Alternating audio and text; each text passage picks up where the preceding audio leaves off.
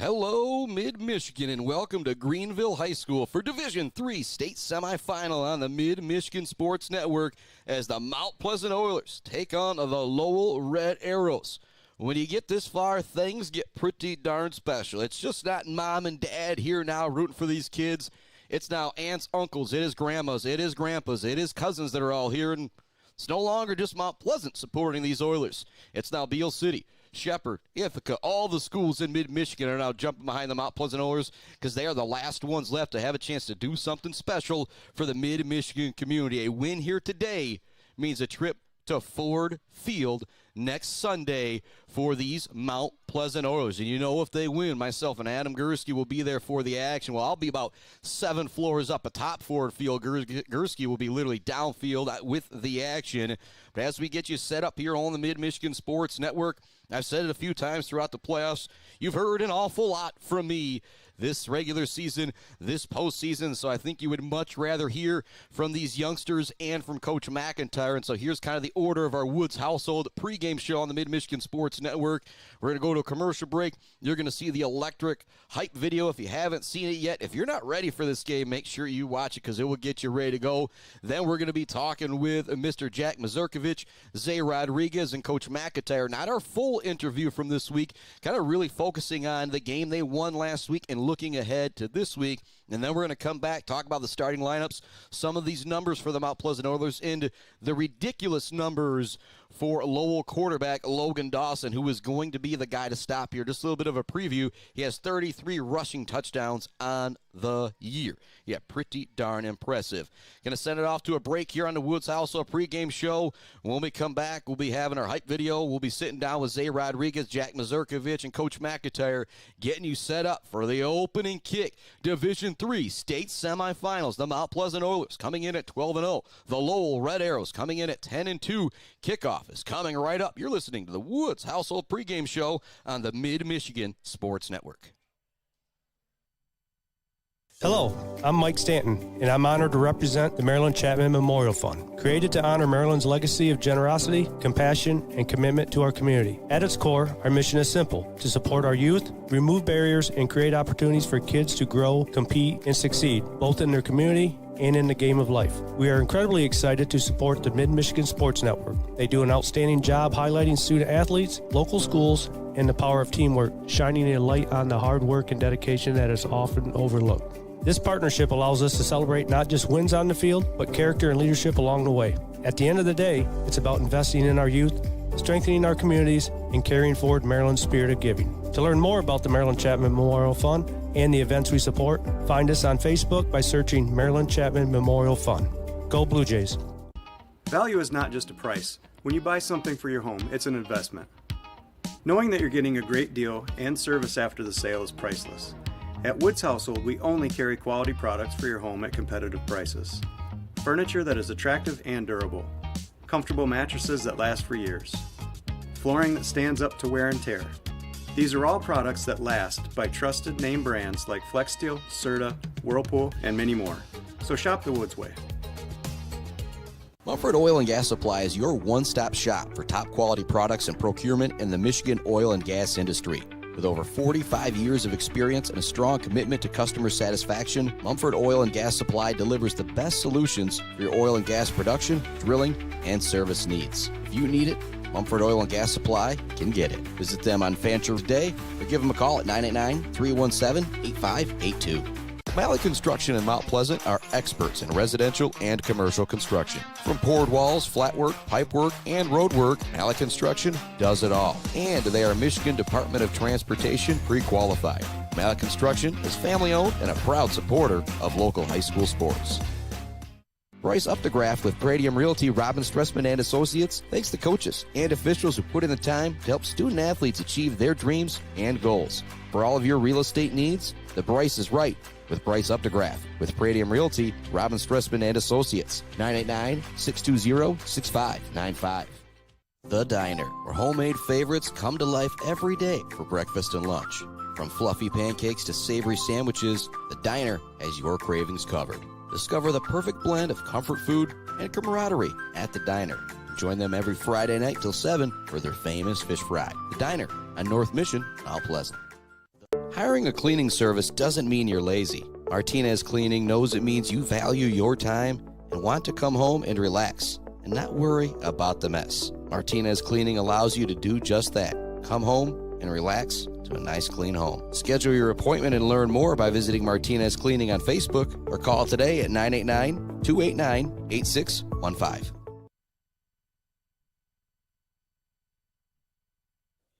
There is nothing like high school football.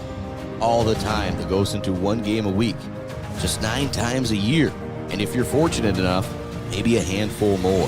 The wins mean more, the losses hurt more, and the championships are memories that last forever.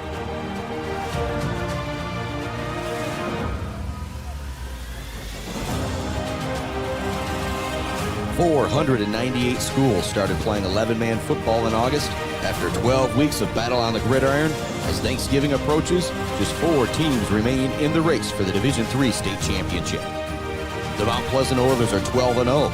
They're Saginaw Valley League North champions, district champions, and after beating East Grand Rapids at home last week, they are now regional champions. Phillips pours it up the middle to the 5, stays on his feet. Touchdown, Graham Phillips! Going that way, middle misdirection. Say Rodriguez spins out of tackle, and another! What a move from Say Rodriguez! He's into the end zone for the touchdown! What a play! Trying to go downfield, McCune's got a man long. There's coverage out there as well. It's intercepted! Coming up with the interception is Helm. Turns it to the near side. He's got room now to the far side across the 50. Goes out of bounds at the 42-yard line. On to throw is Frazier. He's going long. He's got a man out there. Touchdown! Say Rodriguez! Here comes the 4th down and 2 play. They want to throw it to the near side. It's caught, but there's Mazurkovic with the tackle for loss! There is nothing like high school football. All that work, every practice, every win, every lifting session, every loss has led to this one game. 4 quarters, 48 minutes. For the seniors, there is only 2 games left that you can have together. But you got to get this one to make that dream come true. A chance to walk onto Ford Field and win a state title for your school, your team, your town, the first ever in Mount Pleasant Oiler football history.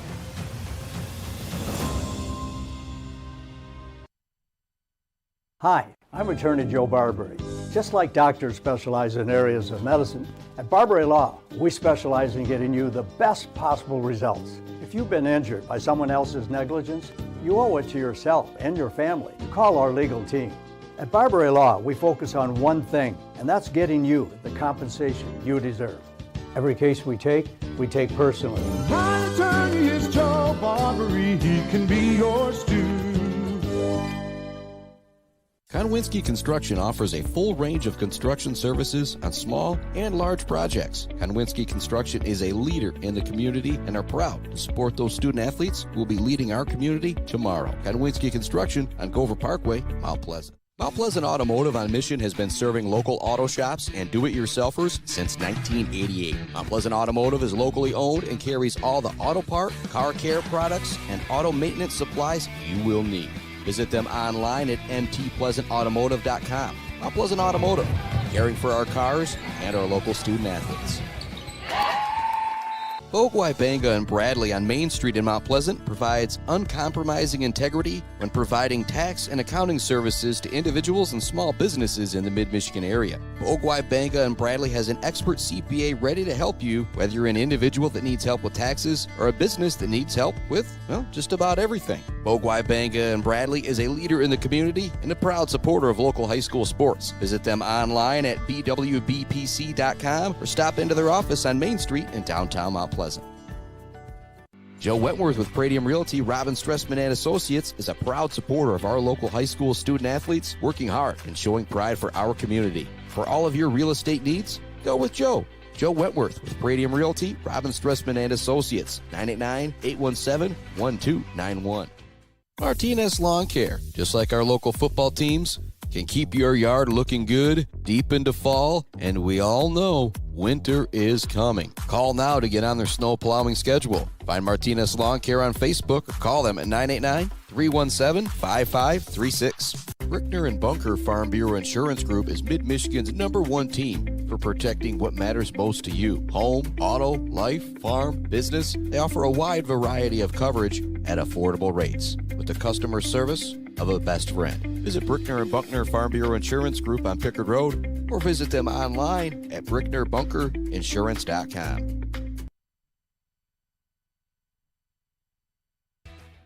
Chris Bachman hanging out in the athletic director lair with the regional champion Mount Pleasant Oilers. I got Jack Mazurkovich here with me, along with Zay Rodriguez and Coach McIntyre. And what's something you would want people to know about, like, this team, this group of seniors, this roster this year? We want to win, man. There's nothing else to it. We've been playing the same group of guys since third grade, whenever we could start doing it, and we've always just had that on our mind. Zay? Yeah, same thing. We're all just really close. We've been playing together forever. Mac? Yeah, I mean, the thing that sticks out to me the most is that they're very unselfish. You go through a season, we're 12 weeks in now, and never got any complaints about this or that. And like they say, I think they're dialed in and do whatever they need to do to try to be successful as a team. And whatever that means, one guy 1 week. I mean, it was Zay last week. It might be somebody else. It was Jack a couple weeks before that. I mean, like, you don't know when it's your turn. And never blink an eye. They do everything that's asked of them. Sometimes, I mean, we ask certain things. Sometimes they remember them, but they sure give that effort to try to do that. And it's just been a real joy to coach these guys. And Zay, have you had a favorite play of the season? Except was it that first catch of this game to talk about? Kind of got things going. Yeah, my favorite play was probably I gotta say the last touchdown, just kind of sealing it. All right, and Jack, I'm talking all year long. Do you got a favorite play personally for you, like a long touchdown you maybe had? Or it was probably the one against Gaylord when I ran a slant, and I was pretty much diving into the end zone. Can you kind of talk us through that? Was a Coach? great catch. I actually wondered if Jack wouldn't answer like the very first play of the year. The Y Irish. I mean, like, so it just. What was the first play of the year? Well, I mean, it wasn't the first play of the year, but his first big. We knew coming into the season that Jack would be kind of under people's radar a little bit to start, because we knew what we had in Jack. And so against Heritage, we made it a point to like make him part of our game plan that they wouldn't be ready for. And I mean, he had 3 touchdowns, right? Mm-hmm. 3 touchdowns in week 1, and so that really set a tone for the whole season. That's why I think that was a really big play. Is his big long catch where he ran right by a safety, and Axe made a great throw, and that kind of just set the tone for who we were going to be, I think. Yeah, now let's kind of dive deep into the regional championship victory over East Grand Rapids, 28-14. We talked about last week the history. You talked about the history with this team going into the game. What do you remember about that conversation? Yeah, we talked about it, but I don't. It's funny, Chris. You know me now. Like, those things I realize don't really matter when winning football games. I mean, it's important to know, and they're familiar with it, but it wasn't a huge part of the motivation. Rah-rah speech. Yeah, I mean, I used to be like that, but I don't know why that makes a difference, right? We got to be in the right spot, do the right thing, know what they're going to do, know how to execute, and those kind of things. And that's really what wins football games. And so and they presented a lot of challenges. I mean, they did some things we hadn't seen before, both offensively and defensively. So I think there was some maybe anxiety throughout the week because practices weren't as smooth as usual because we were trying some new things, and you could sense some frustrations at times on both coaches and players, like, man, are we going to really be ready? Because this seems a little different. And so, so that was the challenges going into last week, was just them and knowing that this is a team coming from West Side football where it's big time football, and we were going to really have to play well. And it was really a heck of a game. It was a lot of fun. Yeah, one of the plays early in the game that, maybe I end up overlooking as I continue on as a broadcaster, their very first drive, they're moving it down the field. They've got a 2nd down and 10. They try and get a little fancy. And Jack, you read it all the way to force that 3rd down and 19. What do you remember about that play?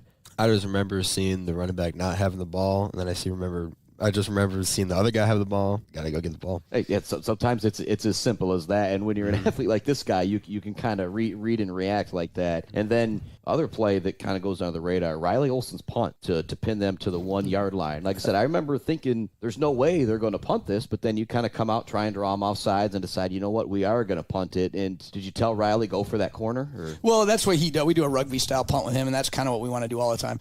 It's funny you brought that up. I really think, when reflecting on that game, this victory was really one of our most complete games of the year. I mean, special team-wise, we were outstanding. I mean, both all our punts, Riley had a bunch of them where he pinned them, nothing. And our kickoffs were amazing. I mean, Maxon just put them right where we wanted. We had a little different style thing we were doing this week. So I think like we won the special team side of things too, which I think really made a big difference in the game. But yeah, that was a huge moment burying them down there like that. Yeah, and then your guys' third drive, Krazier has that huge scramble. How many times have you guys seen that this year? Where it's just so rewarding, running my route as hard as I can, and then just seeing him take off, and there's no one to catch him. It's just it's the best feeling. Yeah, same thing. Just always looking at his backside, apparently. He's bailed us out a couple different times this year, for sure. Who's the fastest guy on the team? It's probably McGinnis by statistics, right? By statistics? Or what? But you have the fastest 40 we've timed, right? He has the fastest get-up speed. Yeah.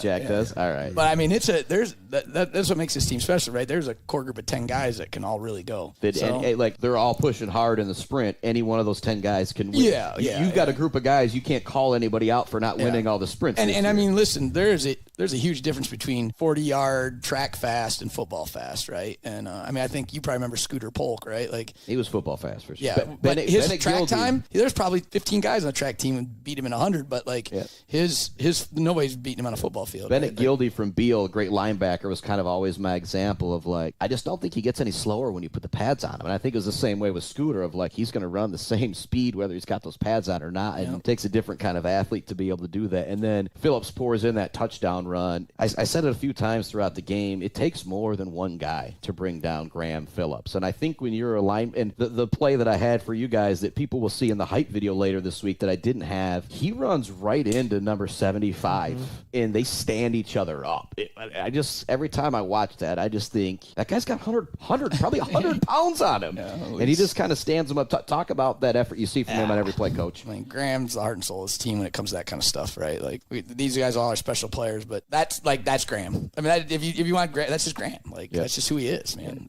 You guys got anything to add to that, or is it's Graham? It's just Graham. I've known him for a lot of years now, and that's just how he's been. He's just been hard working and just gritty. I mean, that's the good word to describe him. Another play. They answer right back. After you guys get that touchdown, they go 69 yards from McCune to Dylan Buck, who he was an unbelievable player for them. I was really impressed with number 3. But then Riley Olsen blocks the extra point. When that happens, I felt like that had all the momentum. Still wearing the blue jerseys and the blue helmets as the colors matched up. How big was that for you when he came in there and blocked that? I mean, that was huge. I mean, the whole vibe of the defense it gets a little bit down on the field whenever like a big play happens like that, and for him to come back and kind of just shift the momentum in our favor. Did that just kind of lift it right? Like that touchdown never even happened? Yeah, pretty much. That.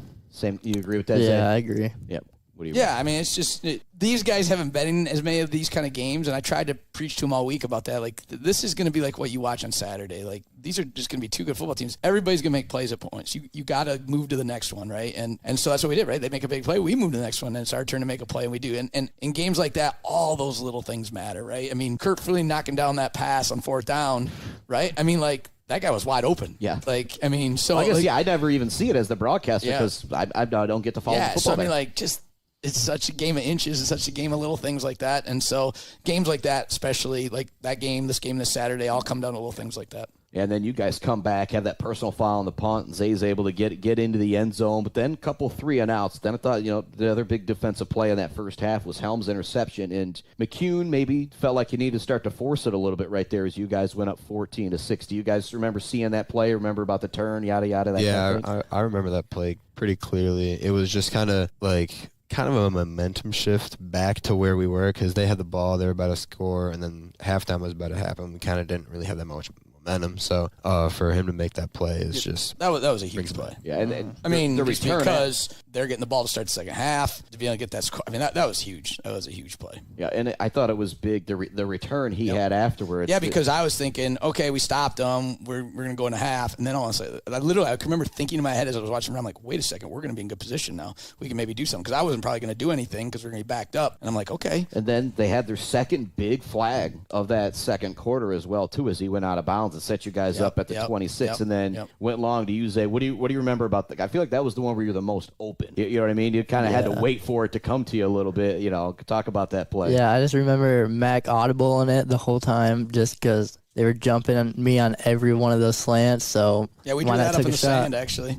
Yeah, we drew that up in the sand. I mean, we were talking. I mean, we were trying to get some stuff in there, and their corners were being super aggressive on our inside routes, and Jay's so quick. I knew we could, so we kind of just set up. We talked about it during the week a little bit early in the week about run sluggo, and so yeah, we we just kind of ran a little slant and go, and they bit. And you're right, he was wide open. Took X a minute to find him. And then they come out in the second half. They do score, which makes that touchdown even more huge. They get the 2-point conversion. You guys move the ball, but ultimately have a turnover on downs. Kind of a no-man's land play where you guys had to go for it there. But then they put together a really strong drive. They got it at, you guys 12 or 13 on that 4th down and 2 stop. What do you remember about that play, Jack? I just remember that, again, another momentum shift. If we got that stop, then it probably would kind of seal it a little bit. Obviously, I had to put another drive together, but other than that, it's just great. Yeah, and when that guy went in motion, did you kind of know the play's coming? Not really. I just did what I was supposed to, did my job and stuff like that. And were you out on the field for that one, No. Jose or whatever? What do you remember watching it from the sidelines then? I just remember, came in motion, Jack's eyes locked on him, knew exactly where to go, did his job, got it done. Yeah, that's something we worked on all week. So, we spent a lot of time getting their tendencies down with their motions because they had a lot of them, and they had certain tendencies with some motions. And so we had a call on that Jack looked like a DN, but if he got motion his way, he was going to pick it up. And and you kind of and as much as it's super hard to prepare for those moments, to be able to execute in that moment is really important, and that's what Jack did, right? There's been plenty of times this year where Jack's been on the bad end of a Mac chewing because he didn't, but that time when it came time to make sure we preach details matter to these guys all the time, and I hope they realize that's a perfect example because we don't do that there, and they get the first down, all of a sudden we got a game, right? But we pay attention to the details and things happen well. And ultimately, you guys do end up scoring on this next drive, but right away you go long again to Zay. Talk about what was not right away. I wanted not to go right away, but we had a couple issues, and all of a sudden it was 3rd and long, right? Was that drive, right? Yeah. And I think if you look back and define the season and the year and that win and whatever, we're going to talk about that play quite a bit, right? Because you're backed up.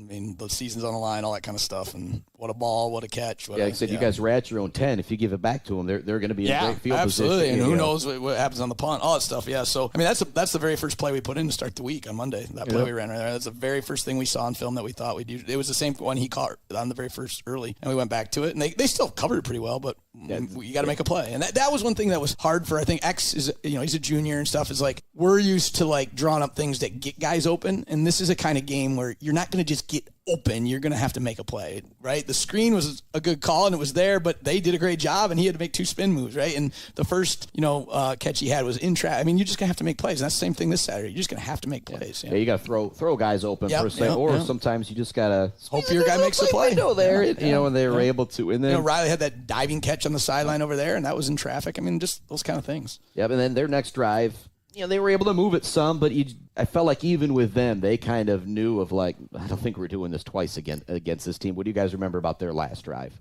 I just remember that it was pretty much do or die for them. Their morale was kind of low, and I feel like if we just capitalized off that, then we could have just sealed it. Yeah, I'd imagine just keep everything in front of you. Well, that was what I was thinking the whole drive. I'm thinking, okay, we've preached these guys about being pretty aggressive because, we got to stop them. We're just screaming our heads off. Listen, let them keep throwing the hitches. Let them keep throwing the hitch. Let them keep throwing the hitches. They can't win this game throwing the hitch for 2 straight drives. So, it's a hard mentality to maintain, but our guys did it, so it was good. Yeah, and I talked about these guys for you, Coach. Was it that final first down to wrap it up? Was it the final knee? Was it getting the trophy? Or was it seeing the entirety of the Mount Pleasant High School jumping up and down together? What was your favorite moment? Man, you're so dialed in. It's so weird when you're a coach. You're so dialed into everything that's going on and thinking about what you got to do and what the next thing is and making sure so you're not really absorbing the stuff you should be absorbing from a fun standpoint. The exact opposite of me. Right, yeah. So really, when watching those kids jump up and down with that trophy with the student section is pretty cool. That's by far my favorite memory from Friday night. That's what we're trying to do in this building, right? These guys gave those students something that was awesome, and the students in turn gave it back, and they got to all celebrate together, and that image is pretty cool. Yeah, and Lowell Red Arrows. It's only Monday. It's too early to even talk about keys to victory for you guys. You guys got a lot of work to do to prepare. But what I want to say is, you guys talked about it. The home atmosphere here, it's hype. It's unlike anything else. You guys want that home atmosphere down in Greenville. It's going to be important for everybody to be down there, and I'll be there broadcasting. However, people go back and listen to me all they want after the game. Everybody needs to be there in those stands. How important is it for you, Jack, when you make that big play to hear that crowd roar? It's just the most rewarding feeling, honestly. Just hearing everyone go, just losing their minds after I just made a big play. It's another feeling that you just can't describe. Honestly, I'm not really paying attention to it that much because I have all my teammates screaming in my ear. I can't really hear anything else. So, But what's it like hearing that roar after the touchdown? that's just unreal. Like, I just can't believe that I can be able to do that for them. And, like, I don't know. Like, I'll say you do it for me. You give me a moment to where, like I said, I go absolutely bonkers on the air, and it's what people somehow like to hear, which seems crazy. And Coach, I will ask you the keys to victory. So these guys still got to watch a lot of film. I know you have. Yeah. They're a little bit different team than we've seen all year. They get downhill in their run game as fast as anybody we've seen in a long time. In fact, they're just old school. I mean, they remind me of the offense I ran in high school, where you saw in high school. Some of the stuff we saw early in my coaching career, it's downhill now. They're big physical offensive linemen. They got a quarterback who is electric. I mean, just electric. He is quick and so they're an option style offense. They don't throw the ball a lot. And so, and then they're really aggressive on defense. So we got to prepare. We got to do our job, like these guys know, and then we got to be ready to make plays when our time is to make them. And these kind of games, there's not a lot of secret formula. You got two teams that are really good, and they're riding momentum. Throw out whatever people are going to look at records and say, well, this team beat that team in week 1, and none of that matters now, right? And if anybody wants to look at that 40-7 score with East Grand Rapids, if you weren't at the game Friday night, it could have been 40-7. Yeah, well, I've seen that game, and East Grand Rapids turned the ball over 4 times, I think. So, and week 1 and all. So, you could vice versa and go, well, Cedar Springs, beat Lowell. East Grand Rapids beat Cedar Spring. I mean, you can play that shell game. Coopersville beat Grand Rapids. Yeah. You can play that. You can play that game all you want. And so, right now it does matter. I mean, these are just 2 really good teams, 4 left in the state, and it's just going to be. We haven't been on the road in a while, so that'll be a little bit different. No, they haven't either, but so neutral site and all that stuff is interesting, and I've been through that before, and it'll be a lot of fun. All right, Coach, Zay, Jack, thank you guys so much for joining me. Really appreciate it. Thank you. Yep, thank you. Weaveridge Financial knows it can be incredibly overwhelming to navigate the world of financial planning. With trusted guidance and easy-to-understand advice, you can feel comfortable in your financial future with Weaveridge Financial. Weaveridge Financial assists people in all stages of life with a specialization in retirement and investment planning. Experience the power of working with an advisor dedicated to your success. Visit WeaveridgeFinancial.com. Visit them in downtown Mount Pleasant. Call or text 989-953-7888. Weaveridge Financial, member SIPC. Martinez Painting, Central Michigan's trusted painting professionals. They specialize in both interior and exterior jobs for your home and business. No matter how big or how small the job, they transform any space with quality and precision. Learn more by visiting Martinez Painting on Facebook today or give them a call at 989-317-5536. All Seasons Fireworks is a big fan of all the athletes, coaches, officials, and volunteers who make high school sports happen. To make your next event bigger and brighter, stop by All Seasons Fireworks on M20 in Mount Pleasant.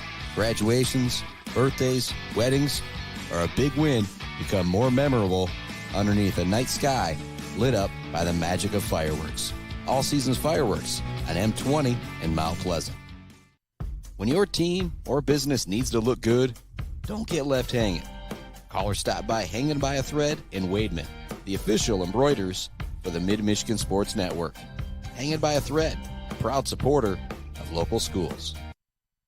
GNS Mechanical in Wademan offers service and installation on everything for your home and business. From a simple filter replacement to furnace, central air service, and install, geothermal, and walk-in coolers and freezers. If you have a need, GNS Mechanical has a solution. Learn more at gnsmechanical.com or call 989-644-2106. Imagine a home that reflects your style. With WW Construction, that dream will become a reality. As a trusted Mid-Michigan builder, WW Construction specializes in builds and remodels that turn ordinary spaces into extraordinary ones. Join the growing family of homeowners who trust WW Construction for quality and craftsmanship. Call WW Construction today at 989-621-2722 to make your dreams a reality. Let's head back to the action on the Mid-Michigan Sports Network. Welcome back to the action here on the Mid-Michigan Sports Network. Oh, boy. the Mount Pleasant Oilers, the Lowell Red Arrows, set to do battle here at Legacy Field, hoping to create a legacy at Greenville High School. Mount Pleasant won the toss. Lowell will get the football first. So our defensive starters for the Mount Pleasant Oilers. Across the defensive backfield and the linebackers, you got Zay McGinnis, Riley Olson, Jules Wilson, Noel Helm, along with Will Garcia, Graham Phillips, Adrian Castellan. You also might see some Xavier Frazier out there as well today, too. I also could see some Jake Hutchins as well. Across the defensive line, still got a big hole to fill out there with Levi Hoffman not still there, but three seniors across that defensive line still holding things down with Jack Mazurkovich, Kurt Freeling, and Taylor Holt. And you're going to see some guys, Tyler Shell, Kyle Wallace, Jacob Dale, Amari Booker, Court French. Also, maybe he even comes in a little bit on defense today because it's at that point. We are at the state semifinals, Division III football here on the Mid-Michigan Sports Network. The Mount Pleasant Oilers set to kick off to the Lowell Red Arrows. When I went to go look up Lowell's history, it's crazy from 2000 to 2016, but since then, they have not been the same powerhouse. And so all these kids out there, they're not used to seeing Lowell win state championship, state after state championship, or getting there time after time. Here comes the kick. Fielded just inside the 5-yard line on the far side of the field by the Lowell Red Arrows. No room to go. Kurt Freeling went there along with a couple other guys getting out of that pile, but I think Freeling got there first to help bring down the ball carriers. Zay McGinnis also in on the play as well. Lowell will start their first possession at their own 19-yard line. Great job by the Oiler kick team to get down there, kind of back them up a little bit. I mean, maybe it's just a yard, but when you got to start inside your own 20-yard line, it's tough. And actually, they're going to mark it at the 20-yard line, so throw all that out. But this game's going to come down to three things. Big plays, turnovers. When you get this far, it's always going to be that big of a deal. But another thing with this running attack, you want to keep them behind the sticks as much as you can. Running room off the far side of the line. That time with the carry was Mitchell Eike. He's going to pick up 5 or 6 on the play.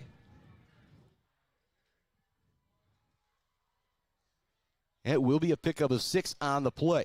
2nd down and 4 coming up for the Lowell Red Arrows. And these are the situations they want to be in. If you're Mount Pleasant, you want them in that 2nd and 9, 2nd and 10. And on the year, Logan Dawson, the quarterback, 231 carries, 1,756 yards, 33 touchdowns, 49 of 84 through the air, 923, 14 TDs. Run all the way up the middle. He gets away from a man. But there's Freeling along with Castellan to stop him behind the line of scrimmage. It'll be a small tackle for loss, but a tackle for loss nonetheless. Big-time play out there from the Oiler defense to start things off here. 3rd down and 5 now coming up for the Red Arrows. It's a beautiful facility here today. We've got the Buck 92 crew on my right. We have got the student broadcast team, Brenton Scobie and the crew, Joe Marciano to my left. 2 wide receivers lined up here to the near side on this play for the Red Arrows. Pistol formation. Dawson's probably going to be the runner here. They hand it off, trying to find some room here. The near side of ball carrier is going to have 1st down yards across the 30. Looks to turn the corner. He's pushed out of bounds, but it's still a big carry there from Mitchell Eike. So it'll be 1st down yardage for the Red Arrows, a big 3rd and 5 pickup there. But if you're Mount Pleasant, those are the type of situations you need to get the Red Arrows in. You need to get them back behind the chains a bit. Try and continue to give yourself a chance, because very similar to what you saw or heard last week with Harbor Beach and Beale City, if you're Lowell, you're not going to mind that 4th down and 1 play. I formation, and the fullback is lined up just a yard or 2 behind the quarterback, a very tight I formation look. Logan Dawson is going to jump out and change the play. It looks like we might have had somebody jumping for Lowell. Going to see what the actual play is here. It's going to be an illegal formation. Going to be a 5-yard penalty for the illegal formation going against Lowell. And that's what you want if you're Mount Pleasant. It's now 1st down and 15 as opposed to 1st down and 10. Now that 4 or 5-yard pickup on 1st down, if you're Lowell, it's going to put you behind the chains a bit. 1 wide receiver to the far side. Single coverage out there for Zay McGinnis. He's lined up about 6-7 yards from the wide receiver. I formation look. Dawson's going to keep it here to the near side. Great job! It looked like he was going to break away, but hanging on to his jersey, almost ripping it off of him, was Graham Phillips. Dawson went to pull away. That jersey is awfully stretched out now. Phillips would just not let go.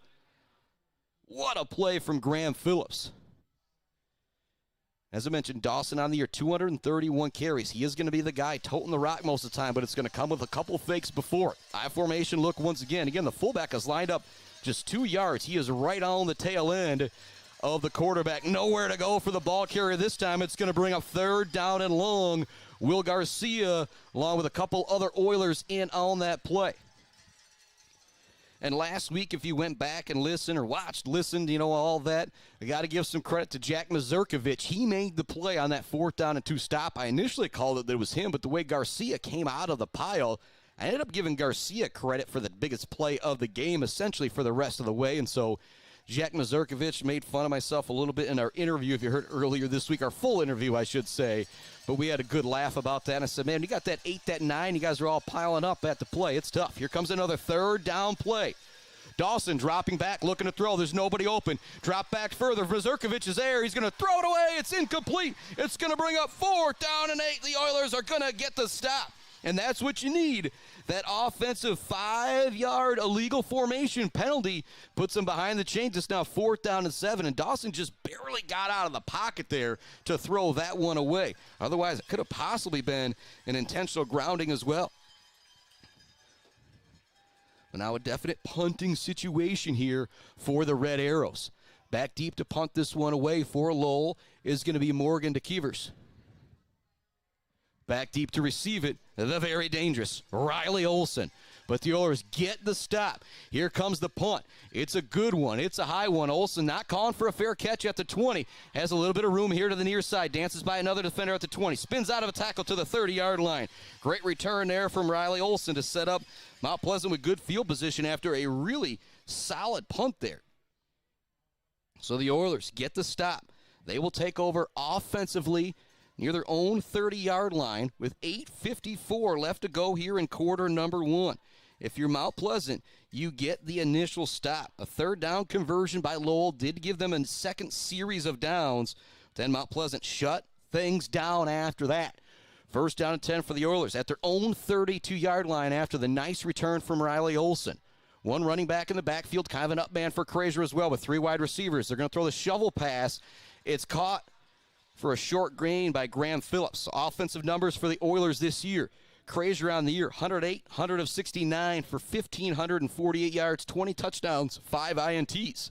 He's also been electric on the ground. 112 carries for 927 yards and 8 touchdowns. Graham Phillips, who just had the catch there, his running numbers, 71 carries, 452 yards, and 9 touchdowns.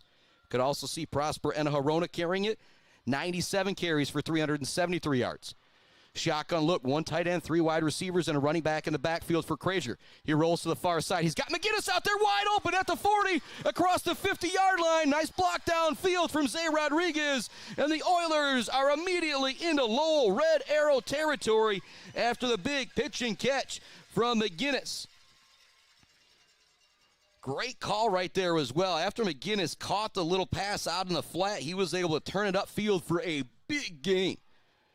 25 yards or so. Your boy just kind of guessing here. The Oilers now got it 1st and 10 at the 41 of Lowell. 3 wide receivers to the near side for Krazier. In the backfield with the junior quarterback is the senior running back, Graham Phillips. Across the line, it's Booker, Dale, French, Wallace, Shell. Running it to the near side as Krazier gets a great lead block from Graham Phillips. Krazier turns down the speed, dances by a defender. He's gone! Touchdown, Oilers! Just like that, the 41-yard tutty from the junior quarterback, Krazier. There's no flags on the field, or is there a flag on the field? Oh, they're going to say he stepped out of bounds. Oh, boy, but it still will be 1st down and 10 at the 15-yard line. What a run from Krazier. And what a start for the Oilers. They have ran 3 plays. They started at their own 32-yard line. They are now at the Lowell 15, covering a whole lot of real estate out there. Brought to you by our friends Bryce Updegraff, Joe Wentworth, Pradium Realty, Robin Stressman and Associates. Everybody jumping off sides on this play. Give me a moment to thank some more of our sponsors. Barbary Law Studios, where we're coming to you from. Also, much love to Gates Drilling and Service, our halftime report sponsor. Also, love to Bill's Custom Fab, sponsor of the fabrication of the game. Along with Clark Modular Homes, We've Rich Financial, The Bird All-American Grill, Woods Household Appliance, Brad Malley Well Drilling and Malley Construction. Also be giving love to J&J Auto, Blockco Pools and Spas, Konwinski Construction, Weber Brothers Sawmill, Mumford Oil and Gas Supply, ENS Graphics, Mount Pleasant Automotive, Mount Pleasant Public Schools, along with the Maryland Chapman Memorial Fund. After getting backed up on the penalty, moving back 5 yards on the false start, Krazier wants to go to the air once again. He's got him at Mazurkovic. He catches it, dives, touchdown. He absolutely went up and caught it over Crew Huseman. What a play from Mazurkovic. Then he keeps his balance. Into the end zone he goes. Touchdown, Oilers. I talked about big plays. You've got 3 of them right off the bat from the Oilers on the offensive side. It starts with the McGinnis throw out on the flat that he turns it upfield for 20-plus yards. Krazier with the big run. Then you've got the penalty, but the very next play, it's Mazurkovic with the touchdown. The Oilers. Woo, boy, here's a whole lot of red across the way, but they are silent right now because the Mount Pleasant Oilers get, well, the 6 and out, we'll say, but then they go right down the field, 68 yards in 4 plays. McGinnis with the big catch and run. Krazier with the huge run and a great lead block from Graham Phillips on that run from the quarterback as well. And then Jack Mazurkovic with the catch here on the near sideline. He brought it in around the 5, right over a defender. Didn't really even try and turn upfield. He just kind of dove towards the end zone, and he was able to carry his forward momentum in. The Oilers lead it 7-0 with 7:55 left to go in the first quarter.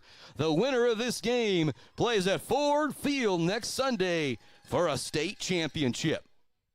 Be against the winner of undefeated 12-0 DeWitt and 6-6. Yes, 6-6 Warren De La Salle.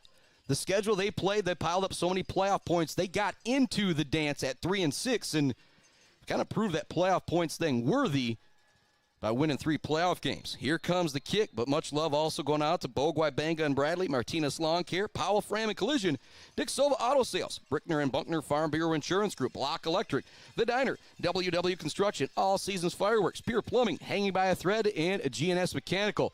This kickoff's going to field it right at the end zone. Since the player stepped back into the end zone, it's Gabriel Berea Wilder. It will be 1st down and 10 from the 20. Great kick there from the Oilers with the boot, Mr. Carter Maxson. One of 23 seniors on this roster for the Oilers. Yes, 23 seniors for this Mount Pleasant squad and Coach McIntyre. Talk about building a program, what happens when kids stay in the program. You got 23 of them, and here you are, undefeated in the state semifinals. You now have a 7-0 lead over Lowell. Dawson goes under center, tries to fake the handoff, runs this one up the middle. There's Will Garcia. There is also Mr. Freeling. There is also Mr. Olson. It's going to be a short game. And talking with my sports broadcasting mentor, Kurt Wilson, who actually called the game last week for Zeeland West when they fell to the Lowell Red Arrows 36-34. He said it's a lot of quarterback left, quarterback right, quarterback up the middle. If the Oilers can shut down this big offensive line, they should be in good shape. Got Tate Jefferson out there, along with Mazurkovic, Freeling, and Hope across that line right now. Jules Wilson kind of really tight to the line of scrimmage right now as well. Handoff up the middle, nowhere for the ball carrier to go. He is grabbed up by Mr. Cade Wheeler for a short gain. And that was a guy in the early season when I was getting rosters from Mr. Bubba McLean, Coach McIntyre. They talked about Wheeler in the junior and the strides that he is making. You saw him with a big-time, or you heard him with a big-time play right there. It's now 3rd down and 7. These are the situations you want to put Lowell in here. Last time Dawson dropped back to throw the football, he was well covered. He didn't have much time to throw, had to scramble and eventually throw it away. Single coverage on the far side of the field for Noel Helm. Tough assignment over there. 3 running backs in the backfield. Dawson, they want a little misdirection. It's read by McGinnis, and he knocks it away. What a play from Zay McGinnis. He read it all the way. Coach McIntyre got to give himself credit, but McGinnis already with his 2nd play of the game.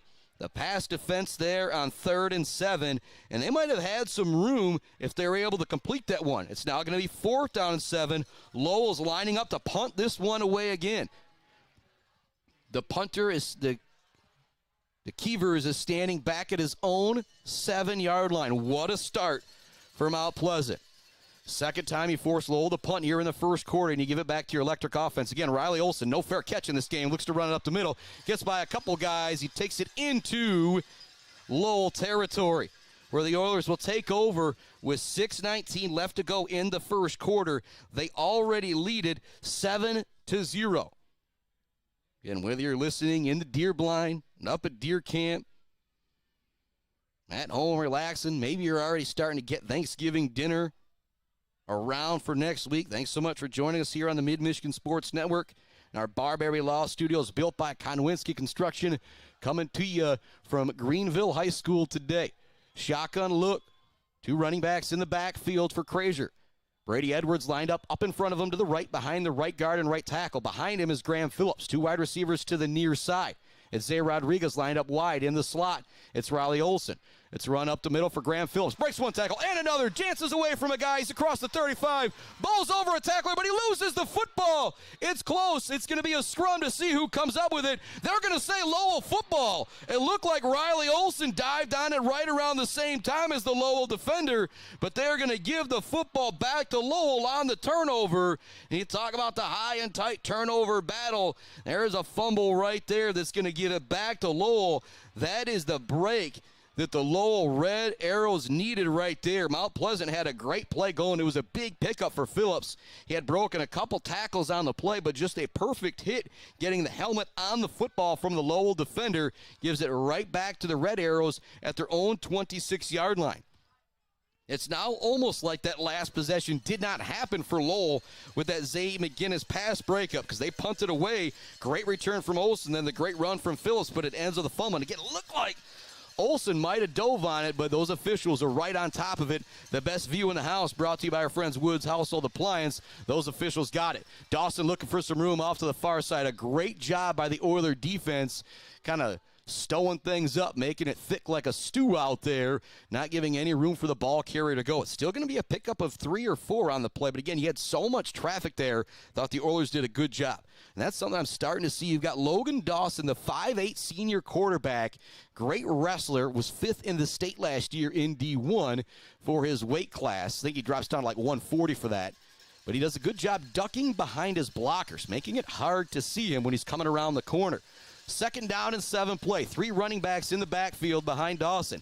Fake it to the fullback. Wants to run it here to the near side. Dances by a man. Now he's into the open field. Freeling looking to give chase. McGinnis will chase him down, but not before a pick of a 10, 20, 30, 40 yards there for Logan Dawson. It's the first time we've seen Dawson get into the open field with the big run.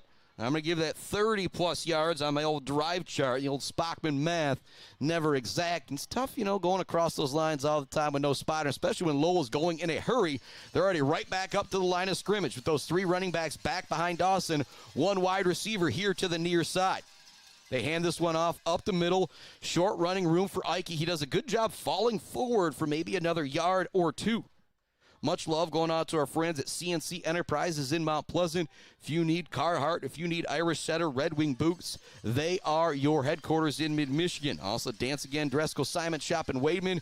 Quickly back up the line. Dawson fakes the handoff. Now looks to pour it up the middle. He's going to be brought down by Castellan after a short run, but it's going to bring up 3rd down and call it 4 or 5. And these are the situations where if you're Lowell, you love it, because you got 2 plays here. You're not going to be afraid to pick up 1 or 2 yards on 3rd and 3 and go for it on a 4th and 2 or a 4th and 1.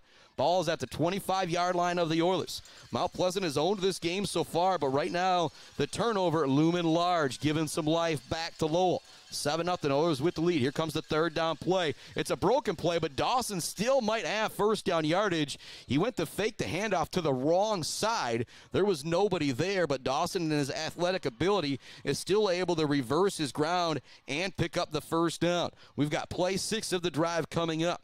2 first downs have been picked up by Lowell. 4:10 left to go in our first quarter.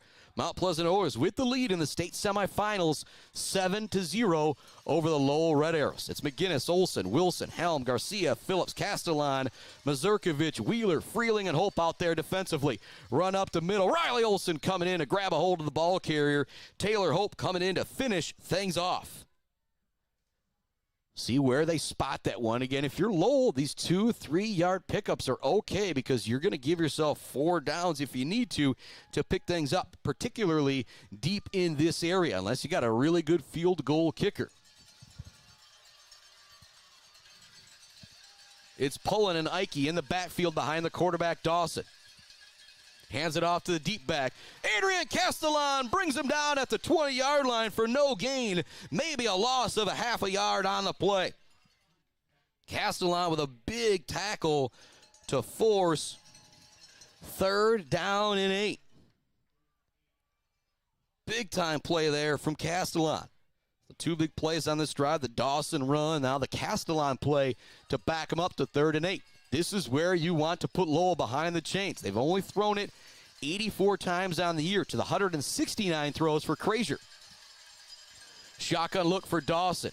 Send a man in motion out to the far side of the field. They want to throw it that way. There's nobody open. Great coverage from the Oilers. Now Dawson rolling out. Castellan giving chase. He can't get him, but Freeling shoves him out of bounds for a loss on the play.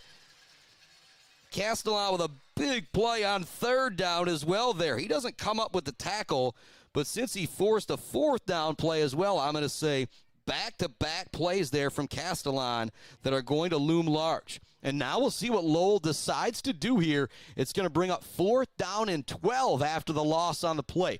Great job by Freeling and Castellan. They're lining up to go for it. This would be a long field goal. It would be about 42 yards.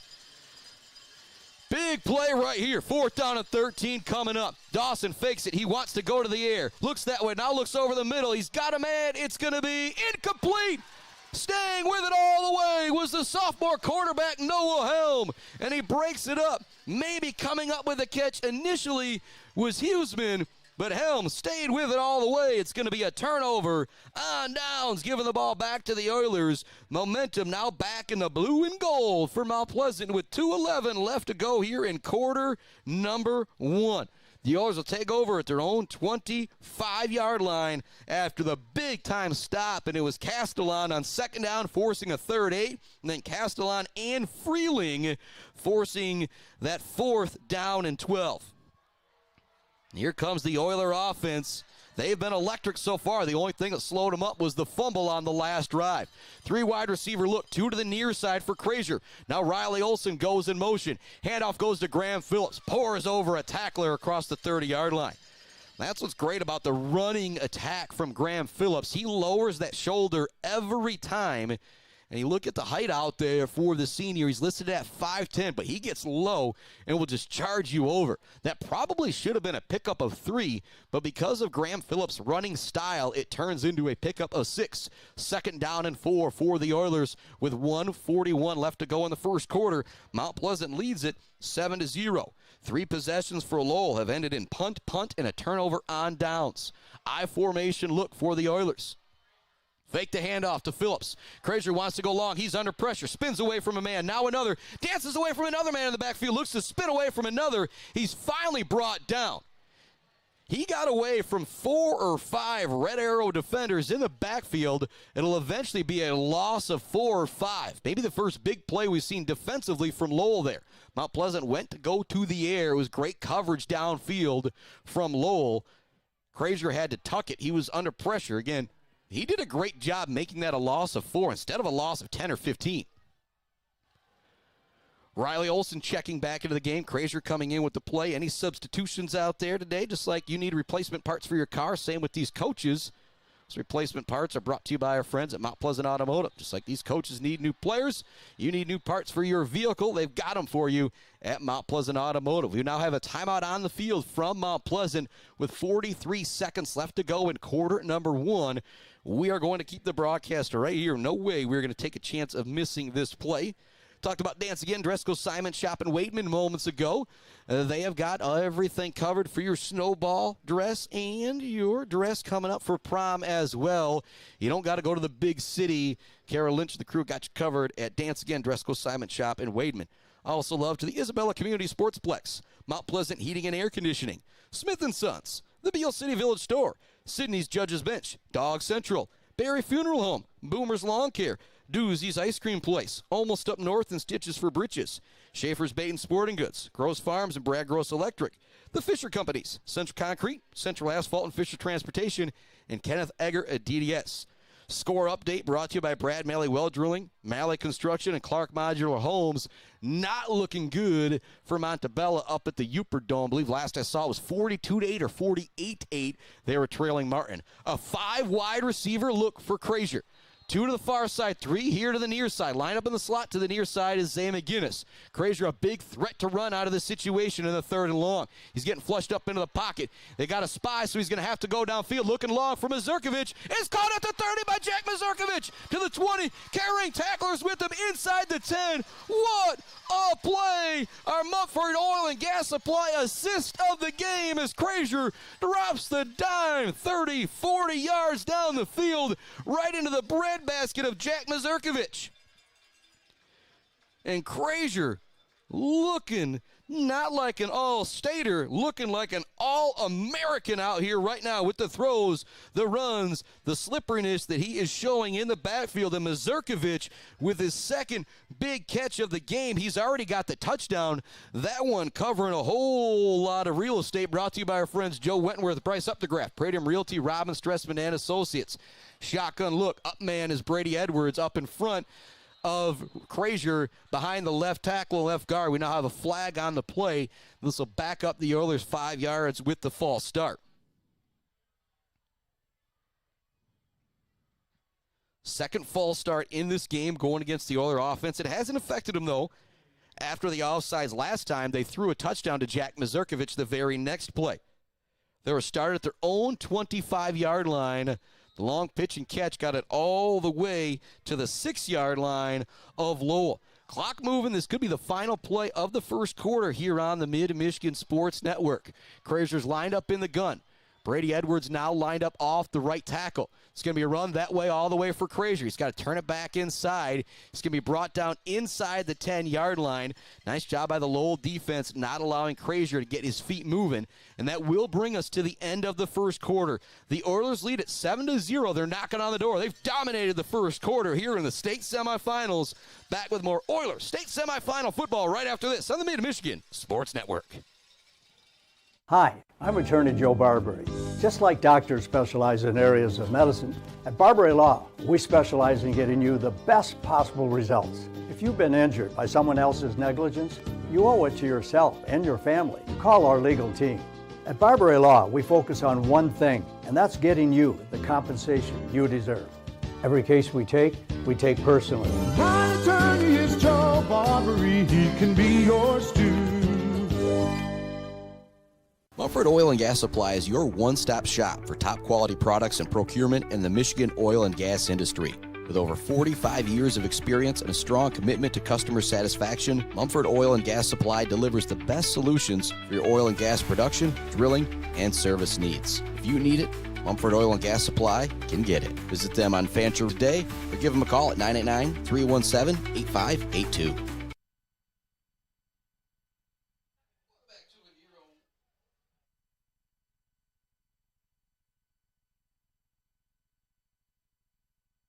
Now I got the right microphone. Welcome back to it here on the Mid-Michigan Sports Network. The Oilers lead it 7-0 start of the second quarter, and they're knocking on the door. Second down and goal from the 7-yard line. It was first and goal from the 6, but an offensive false start backed them up to the 11. Brady Edwards goes from motion to the fullback's position, kind of a strong eye. They fake the pitch, now rolling out, looking to throw it. Looking to the end zone, it's caught! Touchdown, Jack Mazurkovic. Second TD of the game for Mazurkovic. And I'll say it again, what a start for the Oilers. They lead at 13-0 here in the state semifinals over Lowell. Coming out for the extra point is Mr. Maxson. Again, you could not even dream of this type of start if you were head coach Jason McIntyre. Here comes the kick from Maxson. It's up. It's good. 14-0. Oilers with the lead. 11:55 left to go in quarter number 2. So I think we saw our Mumford Oil and Gas Supply assist to the game and maybe our Bill's Custom fabrication of the game as the Oilers connected on the long bomb. They went from their own 25 down to the 6-yard line. I'm not even going to, whether it be, went from the 20 to the end zone. It would be 80 yards minus about 11 yards. What, a 69-yard pass roughly there coming from the Oilers. Krazier to Mazurkovic. Then they connect on the TD as well. What a start. Jack Mazurkovic, 3 receptions, over 100 yards, and 2 tutties, essentially in that first quarter. That'll get it done for the senior. You talk about a guy who's got to be getting looks to play football at the next level. Here in the D3 state semifinals, I'm pretty sure there's a whole lot of scouts here, and Mr. Mazurkovic is putting on a show. Credit to Krazier, the junior quarterback as well, who's got to be getting all kinds of look after the season that he's had. 920 rushing yards, 1,500 passing yards, and now a total of 30 tutties. Big tackle out there. J&J Auto Collision Report coming up out of the pile with a big hit on the kickoff. It's Brock Krazier, the sophomore. Woo-hoo-hoo-hoo-hoo. Big hit out there from Brock Krazier. Starting at their own 25 will be the Lowell Red Arrows. This is a big drive coming up for Lowell. You know you're playing against an undefeated team. You see what their offense can do. Their defense has shut you down so far. First drive was 6 plays and a punt. Second drive, 3 plays and a punt. Next drive was 8 plays, but then ultimately a turnover on downs after big plays from Castellan on second and third down. Handoff up the middle, nowhere to go. Jules Wilson from his defensive back position right at the line of scrimmage to help bring down the ball carrier. Right now, Mount Pleasant is kind of daring Lowell to try and throw the football here with Logan Dawson, the senior all-sports star for the Red Arrows. Football in the fall, wrestling in the winter, baseball in the springtime. Here comes the 2nd down and 8 play. The Oilers lead at 14-0 here on the Mid-Michigan Sports Network in our Barbary Law Studios, built by Konwinski Construction. Just 3 down linemen for the Oilers. Looking for room is Dawson, but he's bottled up once again. He does a good job pushing the pile forward. He's going to be brought down at the 35. It's actually going to be very close to first down yardage. A great job pushing the pile forward by the Red Arrows there in Dawson. They will give him the first down. Zaid Batchelder, baller of the game, brought to you by Weefrich Financial. Right now, if we were going offense, defense, have to be a tie with Krazier and Mazurkovic, and the defense, I think, would go to Castellan. He has made some big plays out there. I formation look, and again, if the Lowell I formation, the tailback is only 4 or 5 yards behind the quarterback. Dawson keeps it in the stomach of the fullback as long as he can before he eventually pulls it out. Taylor Hope and Will Garcia bring down the ball carrier. But that's where it's dangerous right there because Dawson just holds on to that football. He puts it in the stomach of the tailback. Looking to run it that time for Lowell. I believe that was George Parsons. We just held it there, and eventually pulled it back at the last second. Here comes the I formation look on 2nd down once again. Fake the hand, or they do hand it off. Pulling forward and pulling the pile for Lowell. It's a big run from Mitchell Leike. He's going to have first down yardage, and that might wake up that Lowell Red Arrow spectator section over there that is absolutely packed and all wearing red. It is packed here across the way from Mount Pleasant as well. Just an absolutely beautiful venue here at Greenville High School. No track around the football field, so everybody is right on top of the action here. Quickly back to the line is Lowell. They hand this one off up the middle, looking for some space out there is Ike. He's going to pour forward for 3 or 4. This is a little bit more patented of what you're used to seeing from the Lowell Red Arrows here. Great sportsmanship right down there right now between I'm looking at the wrong roster there. That is Tommy Benedict and Kurt Freeling just kind of giving each other a fist pump after that last play. So when you battle in the gridiron like this, you get mad respect for that person lined up across from you. 3 wide receivers on this set. It's an empty look for Logan Dawson.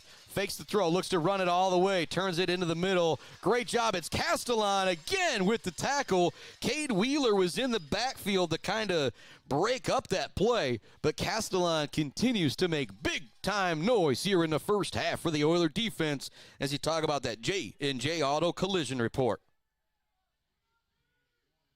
Also much love Blockco Pool and Spa. You say they're heating up there like a jacuzzi. I should just say the Oiler offense is as hot as a jacuzzi, and I wouldn't mind having a little jacuzzi after this game. It's a beautiful day, but a little cool when you're not in the sun here in the press box. 2 wide receivers to the far side for Dawson on the 3rd down play.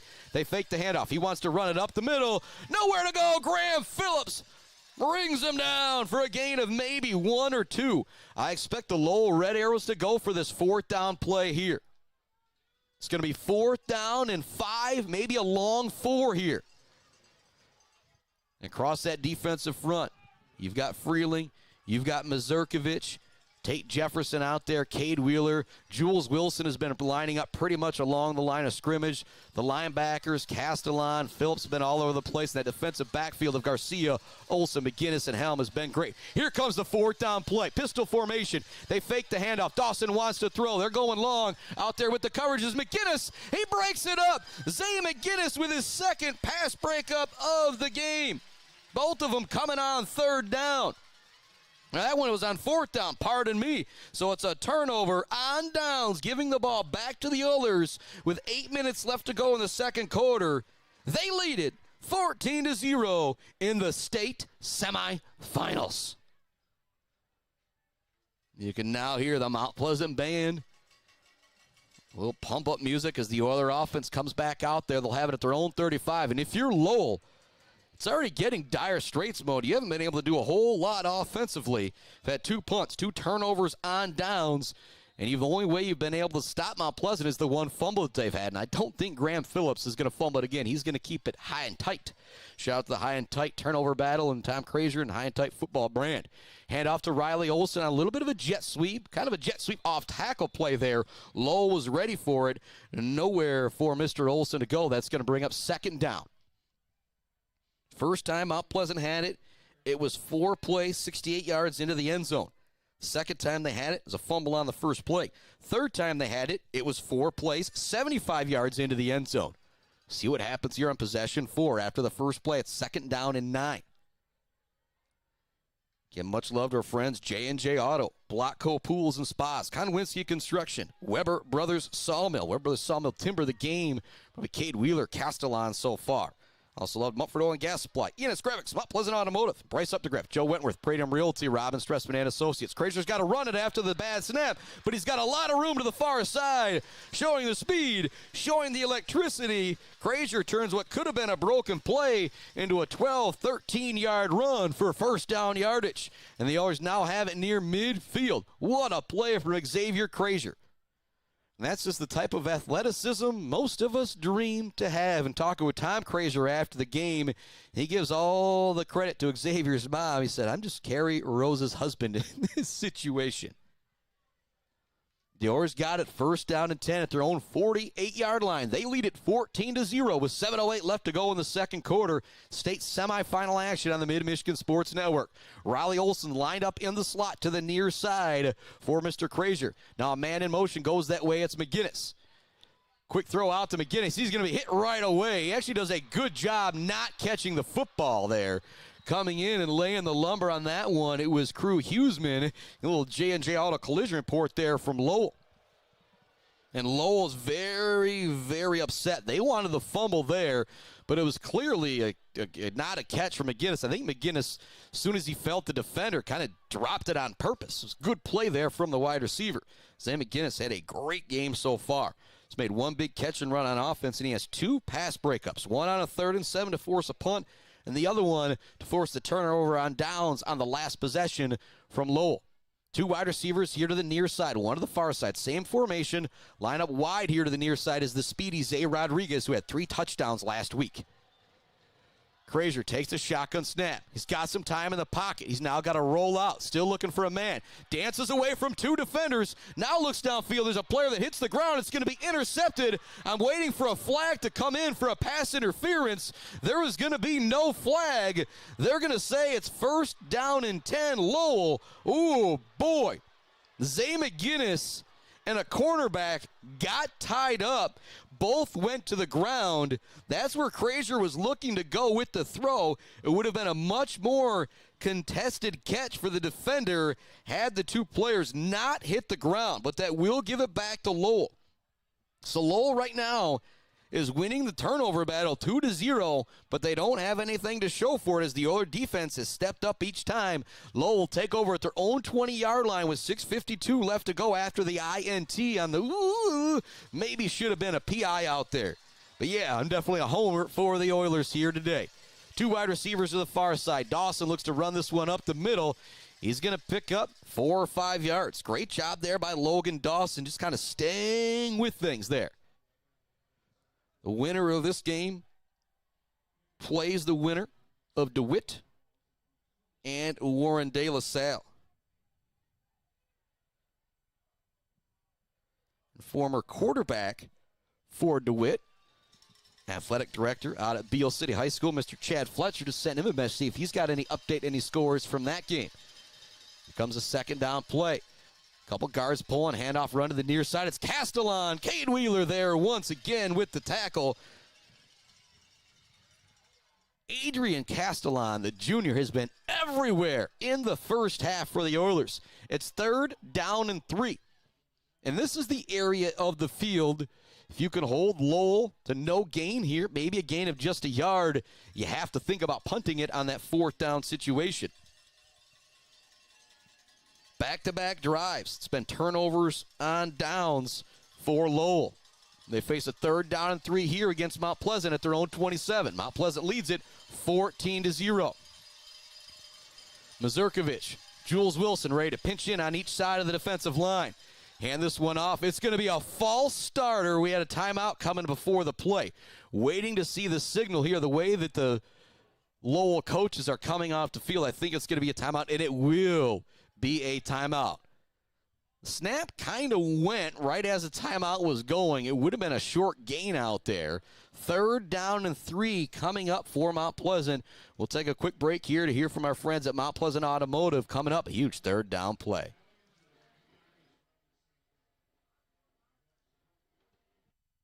Weber Brothers Sawmill has been in the sawmill and logging business since 1950. Weber Brothers Sawmill buys standing timber and logs all over central and northern Michigan with National Hardwood Lumber Association certification. You can be assured of a professional job, from the marking and cruising of your woods through the harvest. Weber Brothers Sawmill is a proud supporter of our local high school student athletes.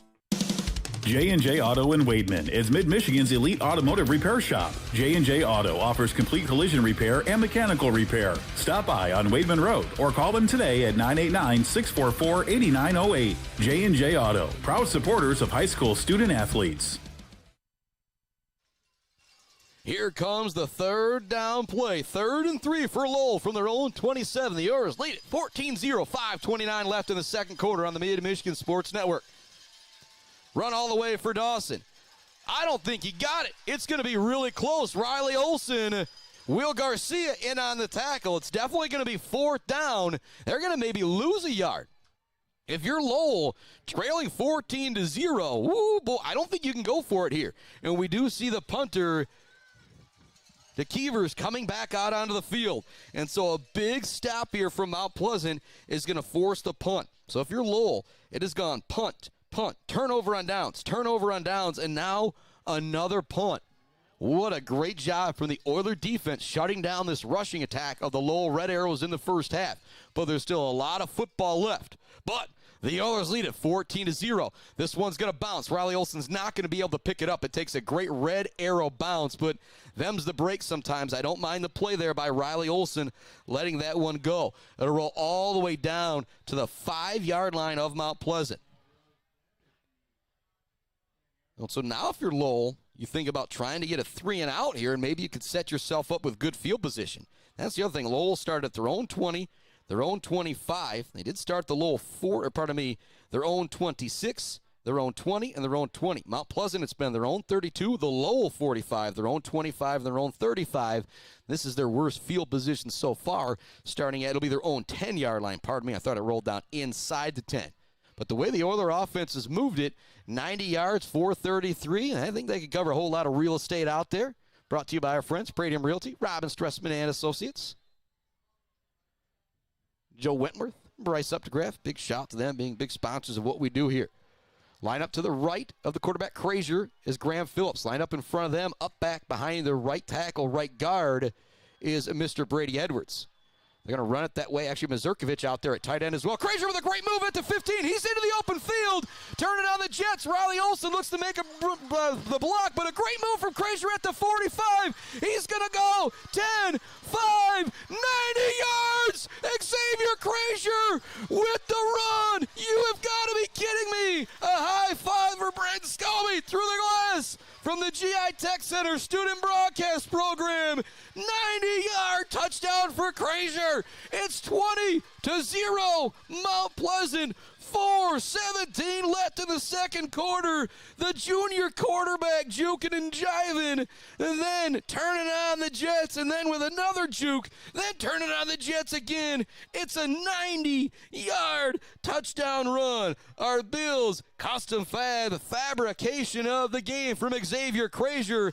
The extra point is good from Carter Maxson. Woo, boy, the Oilers lead it 21-0 with 4:17 left to go in the second quarter. Oh, watch out, Ford Field. Here come the Oilers. We're going to take another break on the Mid-Michigan Sports Network and back with more Oiler Championship football right after this. Weefridge Financial knows it can be incredibly overwhelming to navigate the world of financial planning. With trusted guidance and easy-to-understand advice, you can feel comfortable in your financial future with Weefridge Financial. Weefridge Financial assists people in all stages of life with a specialization in retirement and investment planning. Experience the power of working with an advisor dedicated to your success. Visit WeefridgeFinancial.com, visit them in downtown Mount Pleasant, call or text 989-953-7888. Weefridge Financial, member SIPC. The Bird in downtown Mount Pleasant, open every day but Sunday for lunch and dinner. Delicious pizza, the world-famous Bird Burger, handcrafted, fresh-baked subs, many apps, and much more. There's something for everyone at The Bird in downtown Mount Pleasant, where friends gather like family. The Bird, supporting high school sports in mid-Michigan for nearly 100 years. Let's head back to the action on the Mid-Michigan Sports Network. Welcome back to it here on the Mid-Michigan Sports Network. The Oilers rolling 21-0 the score. Here comes the return from Lowell. It's going to be returned to about the 30-yard line. That is where they will take over. But the story of the game, well, it is Jack Mazurkovic and Xavier Crazier. They've connected on 2 touchdowns and another really long pitch and catch. But our Bills custom fabrication of the game, a 90-yard touchdown run from Xavier Crazier moments ago. They lead it 21-0 with 4:11 left to go in the second quarter. If you're Lowell, you start to feel like you got to score here. Mount Pleasant gets the ball to start the second half. They're already up 21-0. Logan Dawson rolling to the near side. Cade Wheeler giving chase. Throw is going to be incomplete. Short arm maybe could have been a hold in the backfield as well as Cade Wheeler was bearing down on that quarterback. I do have a score update brought to you by our friends at Clark Modular Homes, Brad Malley Well Drilling, and Malley Construction. Our other semifinal with 4:45 left to go, tied at 7 apiece. I actually pulled it up on my NFHS network. Brenton Scobie is already ahead of me through the booth. He's got it rolling as well. 7-7 to score there. Handoff. Up the middle, nowhere for the ball carrier to go. Ike has stood up and then rocked back by a couple defenders. It's going to bring up 3rd down and 10, or 3rd down and 8, pardon me. All the momentum right now is wearing the blue and gold as the Oilers are out there with the gold pants, the blue jerseys with the gold lettering, and the gold helmets with the oil derrick on the side and the gold stripe going down the middle. 21-0, 3rd down and 8. Mount Pleasant, if they get the ball back and score in the second half, I can't believe I'm going to say this. There could be a running clock in the semifinal game.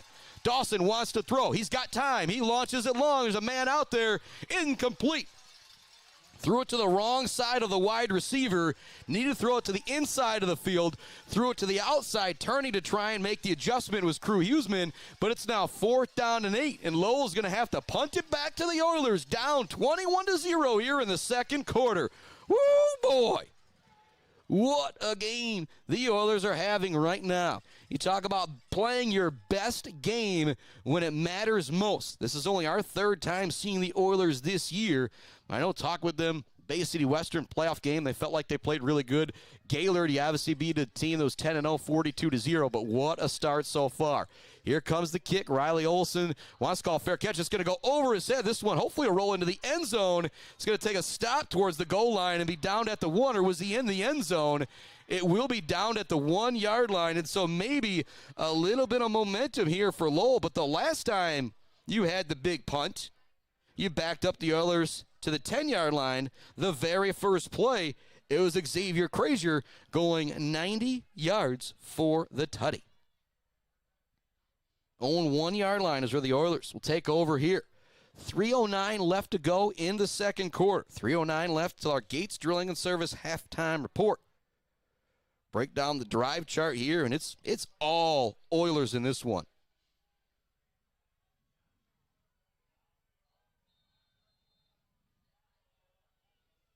So the only thing that stopped the Oiler offense is a fumble and an interception. Other than that, it's been all Oilers. The INT, too, there possibly could have been a PI call out there as well. See if Crazier's going to be in the gun. He will be. 2 wide receivers here to the near side. 99 yards to go. A whole lot of real estate to cover for the Oilers. 3:09 to do it left in the second quarter. If you're Lowell, you think about maybe pinning them back, getting a safety here, maybe getting some momentum going. We're going to have a flag coming in. If it's going to be a delay of game going against the Oilers, it's not really going to matter much. You're already at the 1-yard line.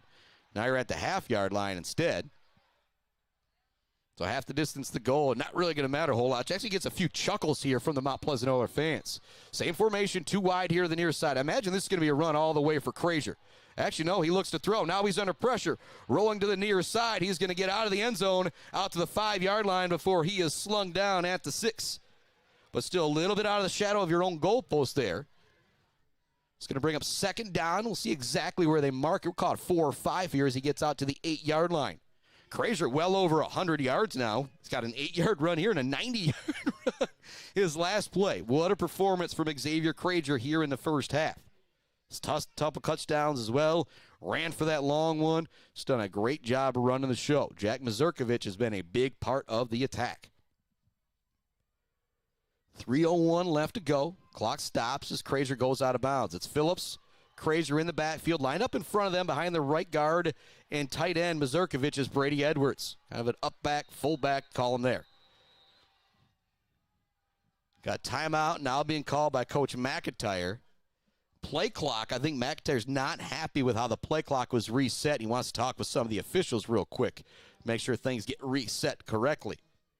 Well, during this timeout, thanks to more of our sponsors, Malley Construction, Brad Malley Well Drilling, Woods Household Appliance, Weefrich Financial, Clark Modular Homes, The Bird All-American Grill, Bill's Custom Fab, Gates Drilling and Service, along with Barberry Law. Also, much love to J&J Auto, sponsor of our Collision Report, Blockco Pools and Spas, Konwinski Construction, Weber Brothers Sawmill, Mumford Oil and Gas Supply, ENS Graphics, Mount Pleasant Automotive, on Bryce Updegraff, Joe Wentworth, Praedom Realty, Robin Stressman and Associates. Weefrich Financial, Zaid Batchelder, baller of the game so far. Gotta be Mr. Crazier for what he's done. Also a tip of the cap to Mr. Mazurkovich. Weber Brothers Sawmill, timber of the game. You have to go a cast line with the defensive plays that he has been making. And our Mumford Oil and Gas Supply assisted the game, the long pitch and catch from Mr. Crazier to Mr. Mazurkovich. But our Bills Custom Fab fabrication of the game, the 90-yard touchdown run from Crazier. What a play. Here comes 2nd down and 3 from the 8-yard line after the timeout from the Oilers. They've got 1 remaining here in the first half. Hand off to Graham Phillips. He's not going to go anywhere. Great job by the defensive front. In on the play was Weston McFarland. D-line offensive lineman for Lowell.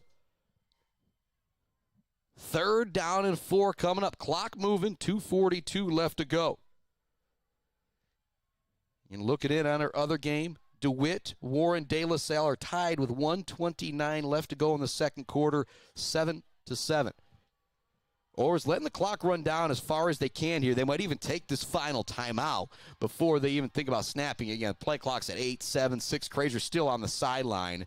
So you're going to get that timeout from Coach Mack and the crew here for this 3rd down and 4 play. I think in this situation, what Coach Mack is trying to do, you pick up the first down, first of all.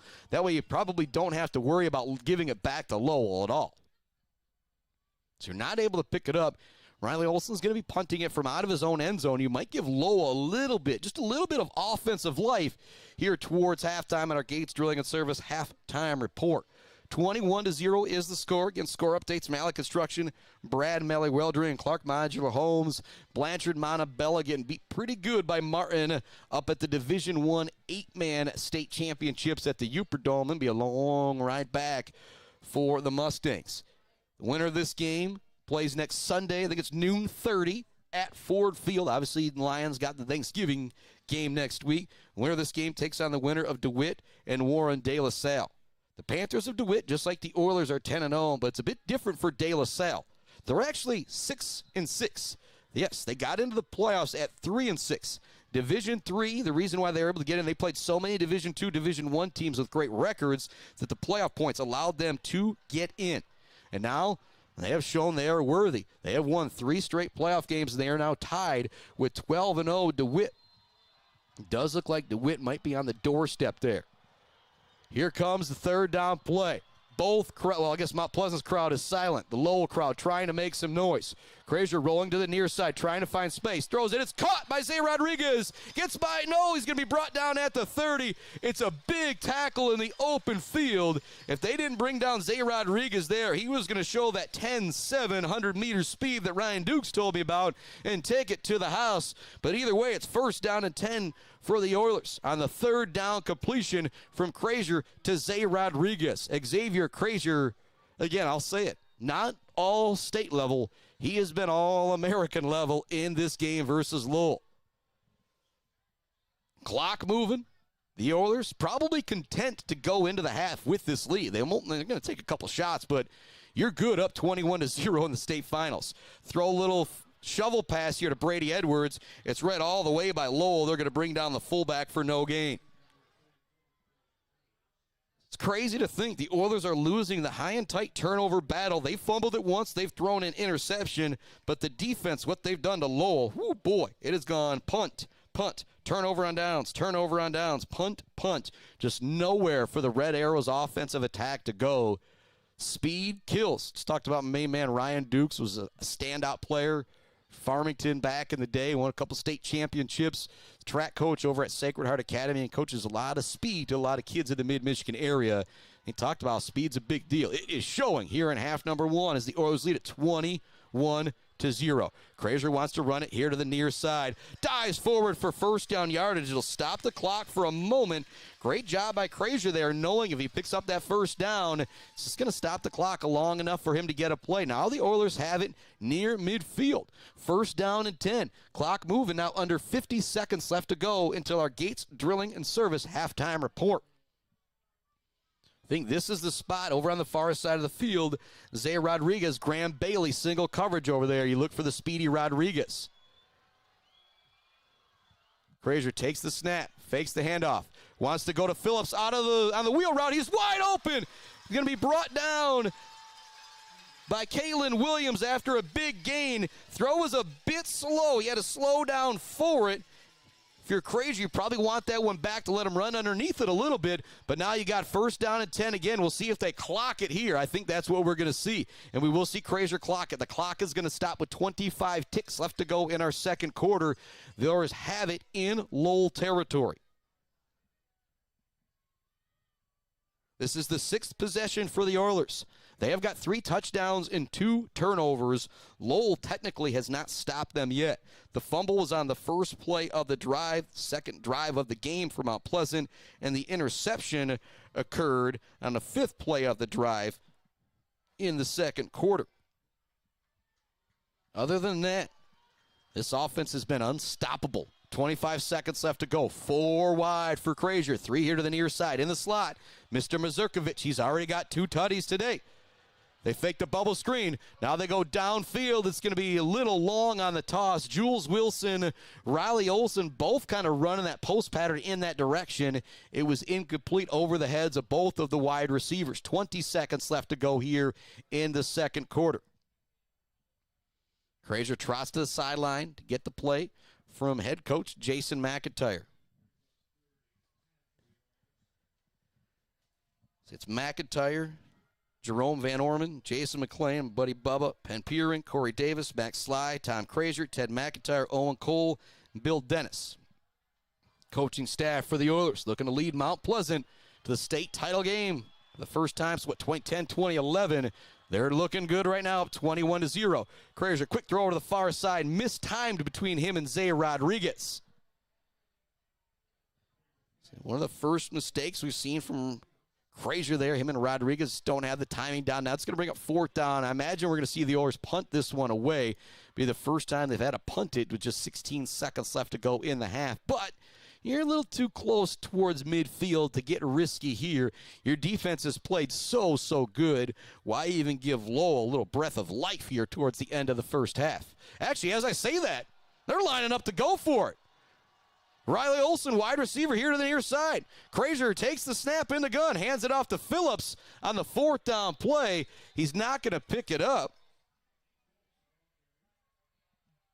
So it's going to be a turnover on downs, giving it back to Lowell.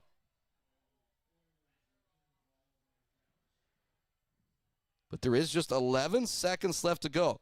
Again, though, with the ball that near midfield, kind of surprised, but then again, Coach McIntyre is a lot smarter than I am. He knows about the punt returners, the punting game, maybe the punt block game that Lowell brings to the table, and knew that this was the best decision.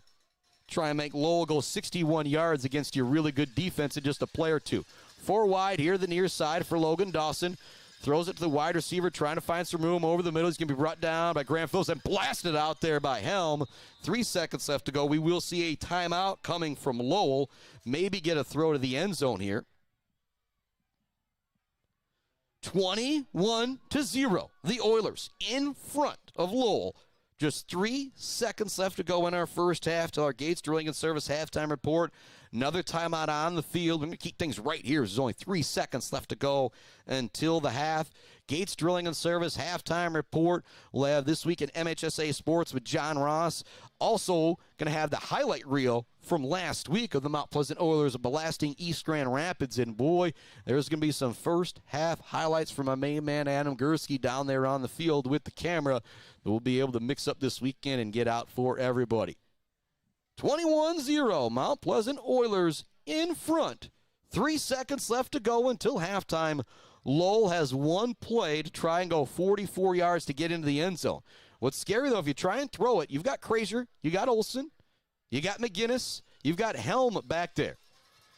If one of those guys intercept it, watch out. They could take it back the other way.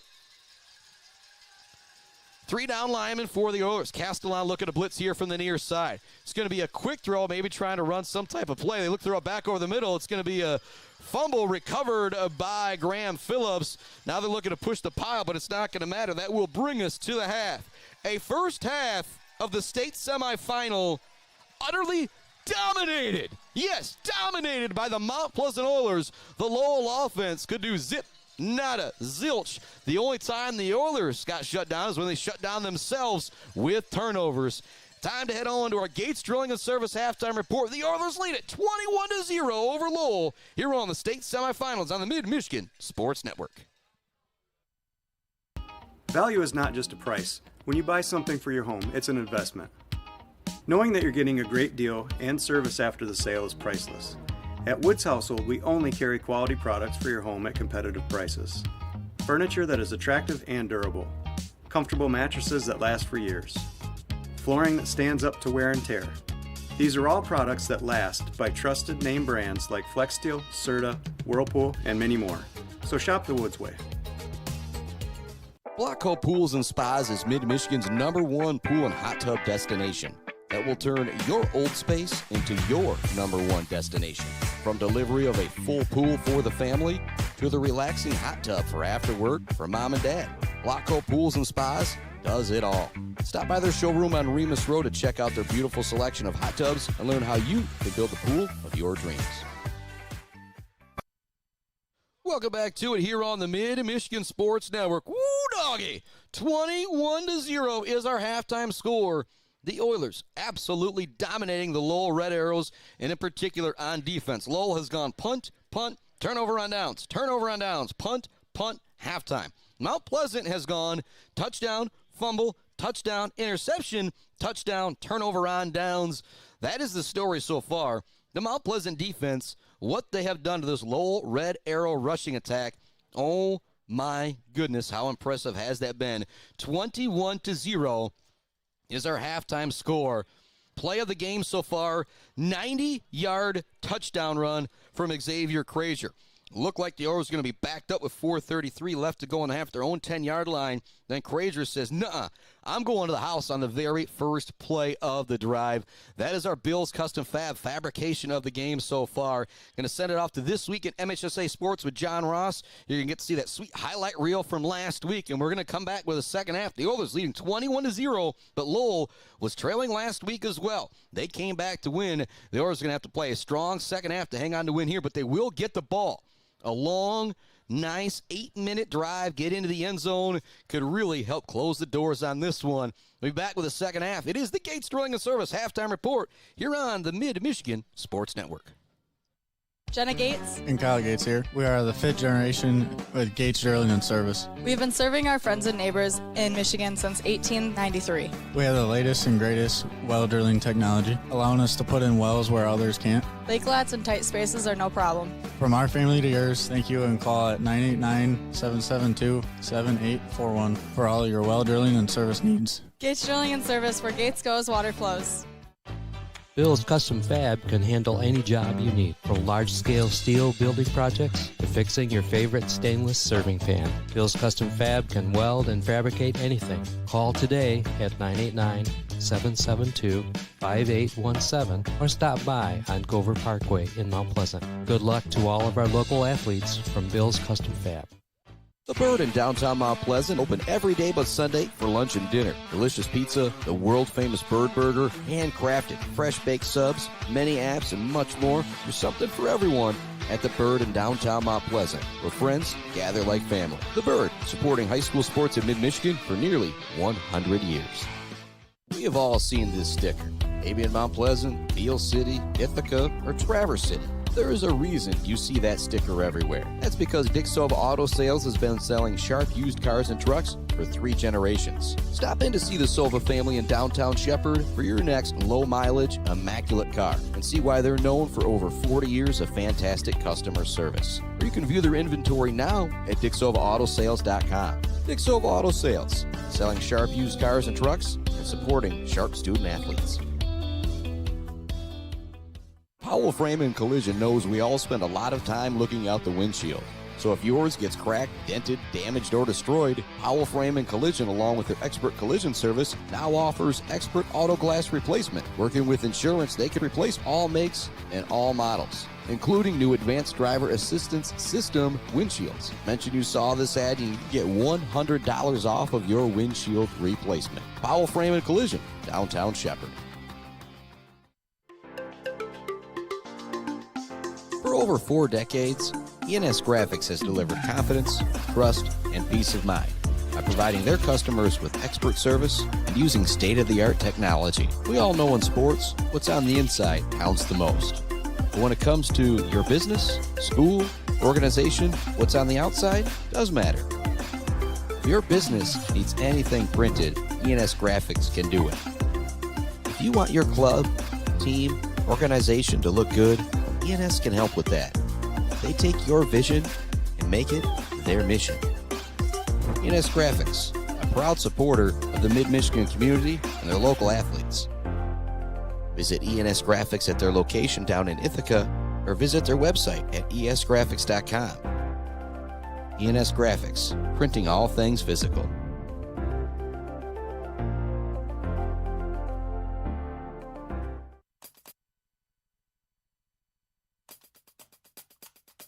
One of the 4 S's, sportsmanship, takes center stage at summits throughout the state. And catch all the finals action in person or on the NFHS network. I'm John Ross, and this is This Week in High School Sports, powered by the Michigan Achievement Scholarship. All 16 11-player semifinals on Saturday can be seen on the NFHS network. That's after all 32 regional finals were available last week. And next week, all 8 11-player finals will be on the network. Both 8-player finals will also be on, as will all 3 divisions of Lower Peninsula girls swimming and diving. And from quarterfinals on, all volleyball matches will also be on the network. If you can't be at a game, watching on the NFHS network is the next best thing. A monthly subscription is $13.99, and annual passes are available for $79.99. Michigan is near the top of the country in terms of number of events available on the network, number of viewers, and number of schools involved. More than 600 schools in the state are on the NFHS network.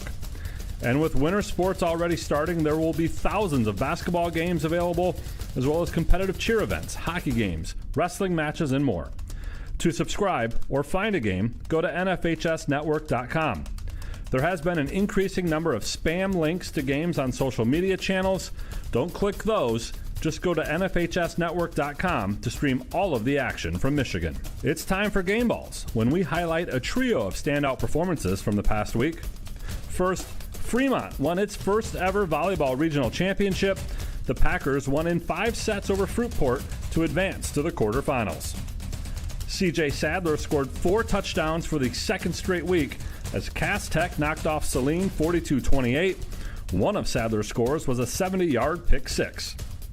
And to the Montebello Mustangs 8-player football team, down 28-8 at halftime in the semifinals to Norway, Montebello scored 24 straight to win 32-28 and advance to their first ever state title game. Graduating seniors could qualify for a tuition-free skill certificate or associate degree through the new Community College Guarantee, no matter their GPA or your household income. Or if your child plans to attend a 4-year university or career school, the Michigan Achievement Scholarship Program has them covered. They could get up to $27,500 toward a bachelor's degree or up to $4,000 for career training. Complete the FAFSA to get started at mi.gov/achievement.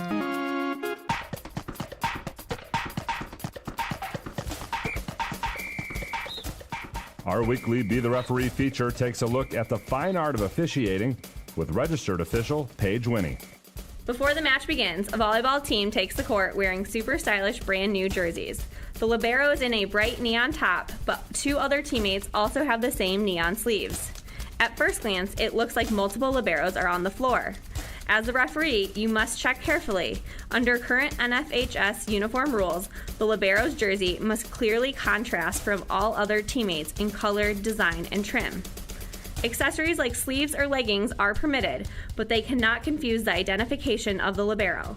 In this case, because the libero's jersey color is the same as the teammate's sleeve color, the contrast is not sufficient and the coach must correct it before play begins. Thanks, Paige. Now more than ever, we need officials. If you're interested, please go to the MHSAA website now to register. The MHSAA believes 4 core values are at the heart of educational athletics: sportsmanship, scholarship, safety, and scope. All play vital roles in the development of students striving for the ultimate S, success in life long after they've left our hallways. More than 700 students and faculty attended one of our 4 sportsmanship summits earlier this month. They heard from speakers, collaborated in breakout sessions, and participated in a session developed and instructed by the MHSAA Student Advisory Council. Attendees came from 64 different high schools across the MHSAA's membership, and summits were held in Lansing, Troy, Traverse City, and Kalamazoo. Each summit was interactive, fast-paced, and hands-on. Student groups at each summit finished the day by creating a sportsmanship campaign to take back to their own school. And it's our hope that by attending a sportsmanship summit and sharing that message with others at their school, that positive displays of sportsmanship will be more evident at MHSAA events. For more, please go to MHSAA.com and look for sportsmanship resources. You've been listening to This Week in High School Sports, powered by Michigan Student Aid, a production of the MHSAA Network. Thanks for joining us. I'm John Ross. We'll be back next week.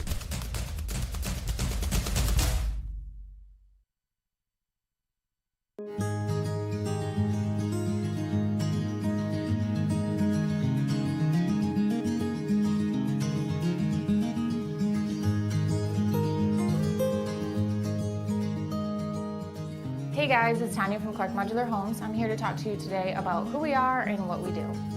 Clark's opened in 1983 and has been centrally located right here in Mount Pleasant, Michigan. We have one of the largest display centers with around 12 to 15 homes on display all year round. We have a fully experienced staff. We also have an in-house project manager who can pull our permits and coordinate our job from start to finish. We are proud to have an A+ rating with the Better Business Bureau. We are our own contractor, making it a one-stop shop for you for your home building needs. As the owner would say, we can do it all.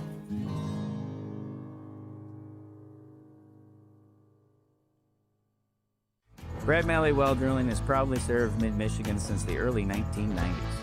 We are family-owned with 3 licensed drillers and over 100 years of experience. We specialize in 5-inch PVC water wells and systems ranging from 2 to 12 inches. Every well we do includes a 5-year warranty and 1-year parts and labor guarantee. We are available 24/7, and you'll always talk to a real person. Call Brad Malley Well Drilling today for a free estimate. Trusted service, generation after generation.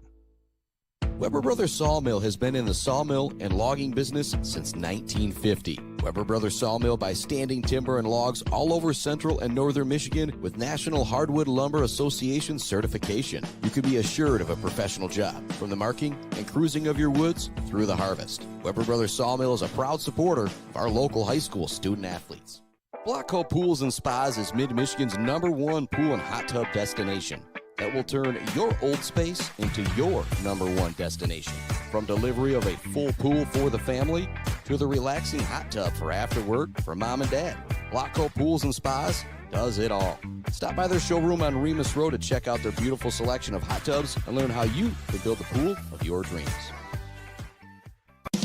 J&J Auto in Wademan is Mid-Michigan's elite automotive repair shop. J&J Auto offers complete collision repair and mechanical repair. Stop by on Wademan Road or call them today at 989-644-8908. J&J Auto, proud supporters of high school student athletes. Pure sportsmanship is the most important thing in high school sports. When it comes to your home or business, Pure Plumbing just might be the most important thing. If your plumbing isn't pure, don't worry, no one needs to see the other angle. For Pure Plumbing, call 989-644-8928 or visit mipureplumbing.com.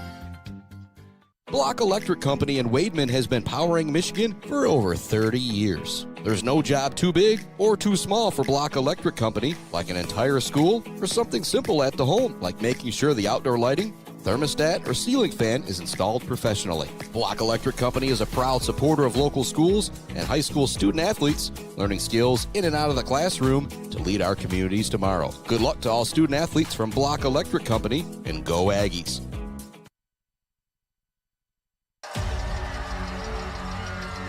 At the Oiler 40-yard line, counter play here. Mazurkovic is in the backfield. Nowhere for the ball carrier to go. It's a big loss on the play.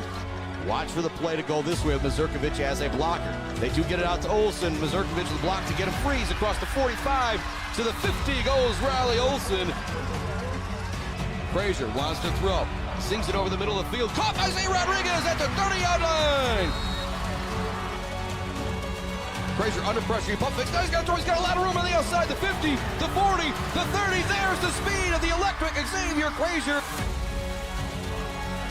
Phillips pours it up the middle to the 5, stays on his feet. Touchdown, Graham Phillips.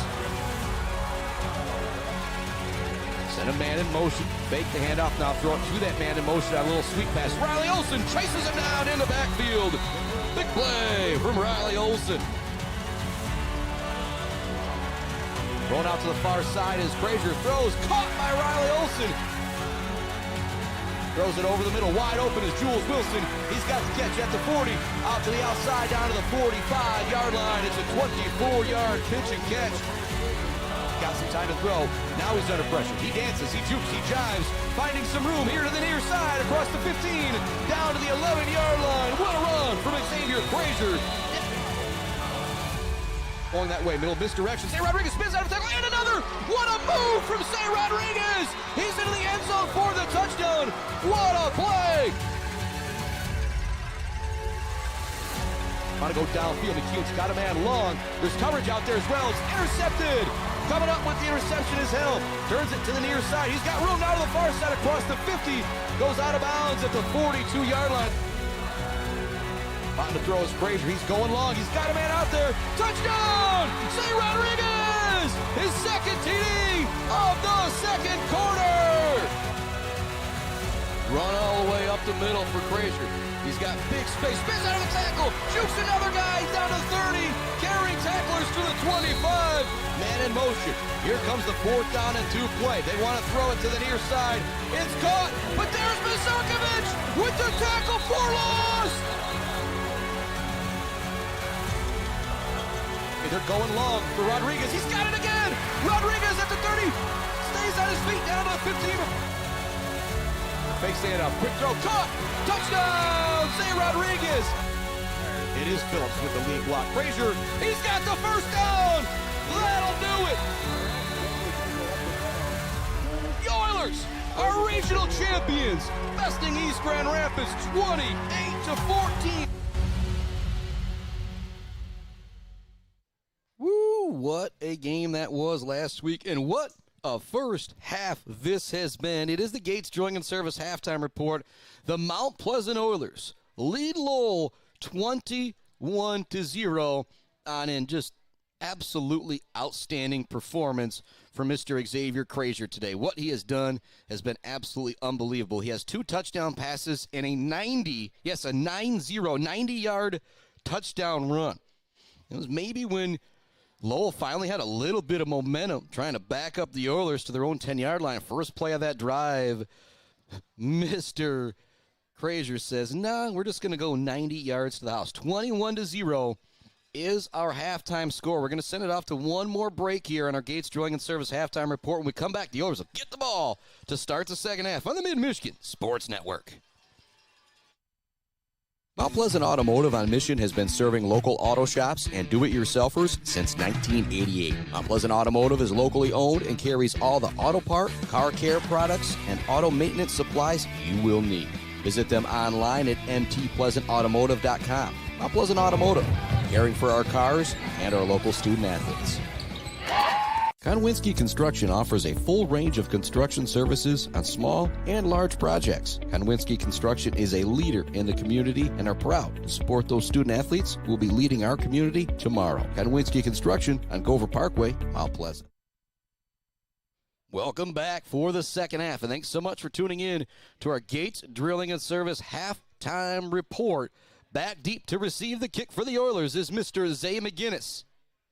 The Oilers lead at 21-0. 2 turnovers in the first half for the Oilers as well. Yes, they're losing the turnover battle, but dominating everywhere else. Here comes the kick. It's fielded by Riley Olson at the 22-yard line. Kind of a bouncing, tough kick there. Didn't really go near anybody. Really good job by Lowell not allowing the return there. But if you're Mount Pleasant, if you can put together a nice little drive right here, take it down the field, get into the end zone, not leave a ton of time left in the third quarter, you're essentially punching that ticket to Ford Field. As you lead at 21-0, Lowell has not shown big playability against your defense. On 22-yard line is where the Oilers will start here. Up back behind the left guard is going to be Brady Edwards. Behind him, the quarterback Frazier. Right behind him, Graham Phillips. They get Lowell to jump there off sides, and so that's a great way to start this second half. Instead of first down and 10, you're looking at a first down and 5. And now, you could maybe think about taking a shot here if you're Mount Pleasant. Again, controlling the clock is going to be a great thing, but now that you have a first down and 5, this is essentially a free play here. And with guys like Riley Olson and Zay Rodriguez lined up here to the near side, they're always a threat, and it's definitely single coverage here this way. Left on an island are the 2 cornerbacks for Lowell. Frazier, the hard count. Now he's going to change the play at the line of scrimmage. Here comes the first play of the second half. It's going to be a handoff to Graham Phillips. Pours it up the middle. He's got first down yards before he's brought down. Pickup of 8 or 9 there by Mr. Graham Phillips. And if you're Lowell, you better be ready for a healthy dose of number 4. And yeah, Graham Phillips, just audio-only coverage today. He's wearing number 4 out there for the Oilers. It'll be first down and 10. After the 1st down and 5 pickup, Krazier comes in with the play, and if you're Coach Mack, Coach Van Orman, Coach McLean, and the crew, the clock's now running. That's what you want to see here in the second half. You do not want that clock to stop. Shotgun look for Krazier. Edwards lined up behind the left guard. Behind him, Krazier. Behind him, Phillips. 2 wide receivers to the near side. It's Olsen in the slot. Zay Rodriguez lined up wide. It's a run for Krazier off to the far side of the field. Gets away from one man. He's hit hard, but he stays on his feet. You got to ramp up Krazier. There he goes. 40, 35, tiptoeing the sideline down to the 30. A late flag coming in for a possible late hit as well. Krazier, again, continues to not be All-State, but All-American. He actually gets a high five from a defender, Colton Barney, that he left in the dust. Waiting to see what the flag is. It came in very late on the sideline there, and it will be a late hit out of bounds. Going back to the first half, that's our first defensive penalty in this game. For the late hit, 15 yards are going to be tacked on to the run for Mr. Krazier. And things are now getting very, very scary if you're Lowell. You trail 21-0. Here comes the Oiler offensive attack again. Phillips with a big run, Krazier with a big run, and then you get the defensive penalty to set them up even better. 1st down and 10 for the Oilers. They're now inside the 30 of Lowell. They lead it 21-0 with 11:16 left in the 3rd quarter from the Barbary Law Studios, built by Konwinski Construction on the Mid-Michigan Sports Network. Remains same formation. Kind of up back behind the left guard is Edwards. Krazier and Phillips in the backfield. It's a run for Phillips. Kind of runs into Edwards, but then gets away, gets pushed in a pile down to the 20-yard line. A great run there from Graham Phillips. I said it last week. One guy's not going to tackle Graham Phillips. He's listed at 5'10". I'm going to put him around 200 pounds of just pure bowling ball muscle. That is the way, actually, if you watched Cam Scadaboo run before he got hurt with the Giants, that is the type of running that Graham Phillips does out here on the high school football field. 2nd down and 2 for the Oilers at the Lowell 21. The Red Arrows are getting desperate. They trail by 3 scores already here in the 3rd quarter, and the Oilers are taking it right down their throat. I formation look. Fake the handoff to Phillips. Throws up over the middle for Mazurkiewicz. Tries to run underneath it. It's incomplete. You see the arm strength of Krazier there as he threw it off his back foot from the 25 all the way to the back of the end zone. It looked like it was going to be a flailing duck up there, but you just see the arm strength. He still threw that to a spot on the field where nobody was going to be able to get it but Jack Mazurkiewicz. The one INT in this game for Krazier probably should have been wiped off the board with a pass interference flag. 3rd down and 2. Lined up in the slot to the left of Krazier is Riley Olsen, but I imagine it's going to be Graham Phillips or Krazier with Graham Phillips as a lead blocker here on this 3rd and 2. It's Phillips as a lead blocker. Krazier's got the 1st down, jukes the guy out of his shoes. 5, carries him, touchdown! Xavier Krazier. Wait, no, I'm waiting for the signal. They're going to say he's down at the 1. But it looked like he got in there. He was oh so close, but the clock will continue to churn here now, though. So for the Oilers, you now have 1st down and goal. The clock is going to stop as there was a player hurt out there for Lowell, but it's 1st down and goal from the 1-yard line for Mount Pleasant with 10:20 left to go in the 3rd quarter. They lead it 21-0. The big package coming in for the Oilers. Brady Seitzma coming in. Also coming in, Mr. Tanner Goodrich on the offensive line. Big shout to his pops, Gabriel Goodrich, one of my buddies from La Senorita. No, he's excited to see that young man get into the game and clear out a little space here on this 1st down and goal play. And still a player kind of being helped on the field right now, but they are on their feet. Much tougher than I am is John Graham for Lowell. But he's going to come off for at least one play here. 1st down and goal from the 1. The Oilers lead at 21-0. They have gone, 6 plays here? This will be play 7 again. One might be off by 1 or 2, but they started at their own 22-yard line, covering a whole lot of real estate out there. Brought to you by our friends Bryce Updegraff, Joe Wentworth, Pradium Realty, Robin Stressman, and Associates. If you're Lowell, you're starting to get worried. You could have a running clock here in the state semifinals. Warren De La Salle leads DeWitt 13-7 in our other semifinal game. Run all the way for Phillips. He might have been stuffed right at the line of scrimmage, trying to push him forward, but a great job by the Lowell defense there. But if you're Mount Pleasant, as long as you get into the end zone here, the more clock you run, the better off you are in this situation. So now be second down and goal from the 2 with 9:50 in running here in the third quarter. Much love to our friends, Barbary Law, Gates Drilling and Service, Bill's Custom Fab, The Bird All-American Grill, Clark Modular Homes, Weefrich Financial, sponsor of our Zaid Batchelder Baller of the Game, Woods Household Appliance, Brad Malley Well Drilling and Malley Construction. Goodrich, Wheeler lined up behind the right guard and right tackle. A big package out there for the Oilers. Phillips pours it into the end zone. Touchdown! Graham Phillips. And the Oilers go up 27-0 in the state semifinals. What a performance from the Oilers in this one. Absolutely dominating the Lowell Red Arrows in every facet of the game except turnovers. But it has not mattered because the defense has been so dominant. The offense has been so dominant. Out there for the extra point is Mr. Maxon. Kick is up. It is good. 28-0. The Oilers dominating Lowell in the state semifinals. We're going to take a break to hear from some of our friends and back with more Oiler championship football right after this on the Mid-Michigan Sports Network. Value is not just a price. When you buy something for your home, it's an investment. Knowing that you're getting a great deal and service after the sale is priceless. At Woods Household, we only carry quality products for your home at competitive prices. Furniture that is attractive and durable. Comfortable mattresses that last for years. Flooring that stands up to wear and tear. These are all products that last by trusted name brands like FlexSteel, Serta, Whirlpool, and many more. So shop the Woods way. Blocko Pools and Spas is Mid-Michigan's #1 pool and hot tub destination that will turn your old space into your #1 destination.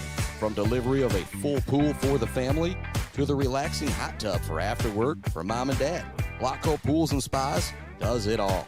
Stop by their showroom on Remus Road to check out their beautiful selection of hot tubs and learn how you can build the pool of your dreams.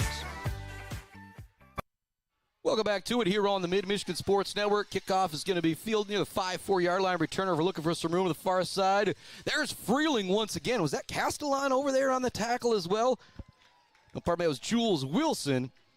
But great coverage all came along from Mount Pleasant. Lowell got the opening kickoff, had to start at their own 20 because of great coverage downfield.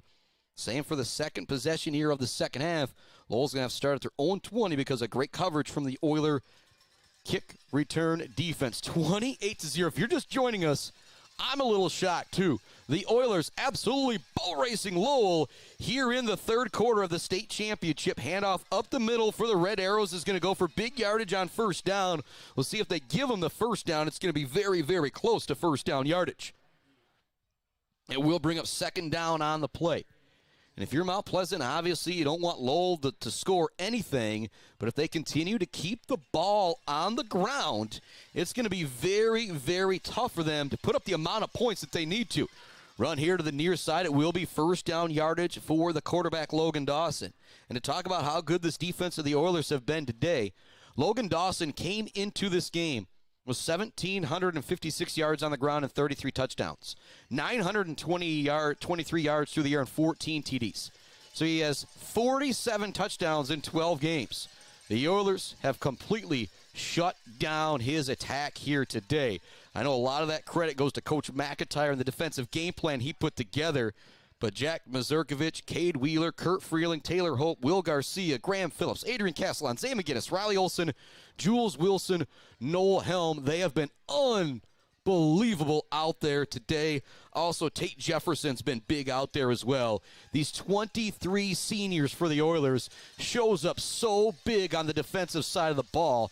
Matter of fact, when I look out there right now, Castellan and Helm might be the only guys who are not seniors out there for this defense of the Mount Pleasant Oilers. McGinnis as well. Room up the middle this time for the running back, Dawson. He's going to have a first down carry I believe, they will move the chains. But again, 7:53 left to go in the third quarter. You need 4 scores if you're Lowell. You're going to have to do this in a hurry.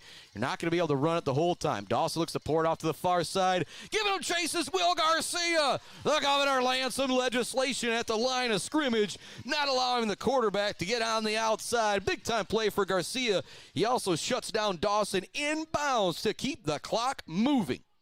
Every time the Oilers do that, that makes things more and more desperate for Lowell. Again, you got that 20 seconds, 15 seconds that runs off in between every play. Every time they don't get out of bounds, get a first down. Tight I formation look here. One wide receiver to the near side for Dawson. Hands it off up the middle. Looking for some room is Ike. He's going to pick up 5 on the play. That'll make it third down and manageable here for the Lowell Red Arrows.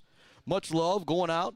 Mike Stanton, Kevin Edwards, and the Maryland Chapman Memorial Fund, one of the newest sponsors here on the Mid-Michigan Sports Network. Check them out on Facebook, doing so many great things in the Mid-Michigan area to help our local kids, in particular when it comes to learning that golf game at a young age. And we all know the older you get, the more golf you seem to play, so getting those kids learning at an early age is a big deal. Stood up at the line of scrimmage is Merrick Poland. Nowhere for the ball carrier to go. The defensive front of the Oilers coming up huge on that one. It's going to bring up 4th down and 2. And if you're the Red Arrows, you have to go for it here just inside Oiler territory. If Mount Pleasant can get a stop and a touchdown, oh my goodness, we would have a running clock in our state semifinals. What a message that would send for the Mount Pleasant Oilers. 3 wide to the near side for Dawson. 4th down play. I'm expecting the quarterback to run it. He fakes the throw, runs it up the middle. He's got first down yardage. Gets by Garcia. Now looks to get by Helm. A great juke move. Riley Olsen continues to give chase. Going out of bounds at the 20-yard line is Logan Dawson. You see why he was the 13 on your sideline player of the year from local TV stations down in the Grand Rapids area. I mentioned that Maryland Chapman Memorial Fund. Check that out on Facebook to get involved, doing so many great things and doing some really cool things as well. Like you go to a game this winter from Shepherd basketball, you might just be able to get some free popcorn courtesy of the Maryland Chapman Memorial Fund. Also, big donation to the B4 Foundation this volleyball season. Here comes the 1st down and 10 play. Poland looking for some room to the far side. McGinnis gives chase. He's going to wrap him up and bring him down. Might have a face mask or a horse collar type tackle coming in here against McGinnis. But if you're Coach McIntyre, you don't mind how McGinnis brought down that ball carrier, because if he didn't, he's going to the end zone. And the officials getting together. This is one that I could see possibly picked up here. As of right now, it'll be 2nd down and 4, maybe a long 4 or 5 for Lowell. And it's going to be a personal foul. You can hear the Oiler fans not like it, so it's going to be a personal foul on the defense. 15 yards. We'll give another 1st down to Lowell. They're now going to have it 1st down and goal at the 7-yard line. 5:53 left in the third quarter. Lowell has to get into the end zone to keep their season alive. Dawson has 3 wide receivers here to the near side. At defensive end that way is Cade Wheeler ready to bear down on the quarterback. There's Graham Phillips in the backfield. He brings down Dawson. Nowhere to go. Also coming in to help clean things up is Mr. Garcia. Big-time play from Graham Phillips on 1st and goal. He is going to back up Lowell. It's now going to be 1st and goal for 2nd and goal from the 11.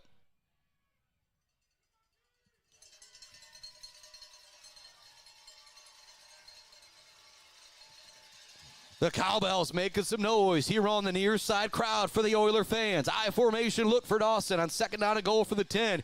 He wants to throw it to the end zone. The coverage is there. Dawson has nowhere to go to the football. He slings it. It's going to be knocked away. There was 2 defenders there, Zay McGinnis and Riley Olsen. Only 1 wide receiver was Crew Huseman. It's going to be incomplete. 3rd down and goal coming up from the 11. And I mentioned it moments ago. If you're Lowell, you have to get into the end zone here. A field goal will do you no good. And we are now tied in our other state semifinal game. DeWitt 13. Warren De La Salle 13. Woo boy. 3rd down and goal from the 10 for Lowell. This is the game right here. Feel like the Oilers could essentially put the nail in the coffin, brought to you by Barry Funeral Home with a turnover on downs here. Running back goes in motion. Run all the way for Dawson up the middle. He's going to be brought down at the 4-yard line. With tackle out there was Mr. Will Garcia. This will be play 12 of the drive coming up. They start at their own 20-yard line for Lowell. At a big personal foul, defensive penalty. Graham Phillips had that big tackle. His first down and goal from the 6. It is now 4th down and goal from the 4. Again, is this the game? Not quite, but talk about the old nail in the coffin brought to you by Barry Funeral Home. This will hammer one nail in, I shall say.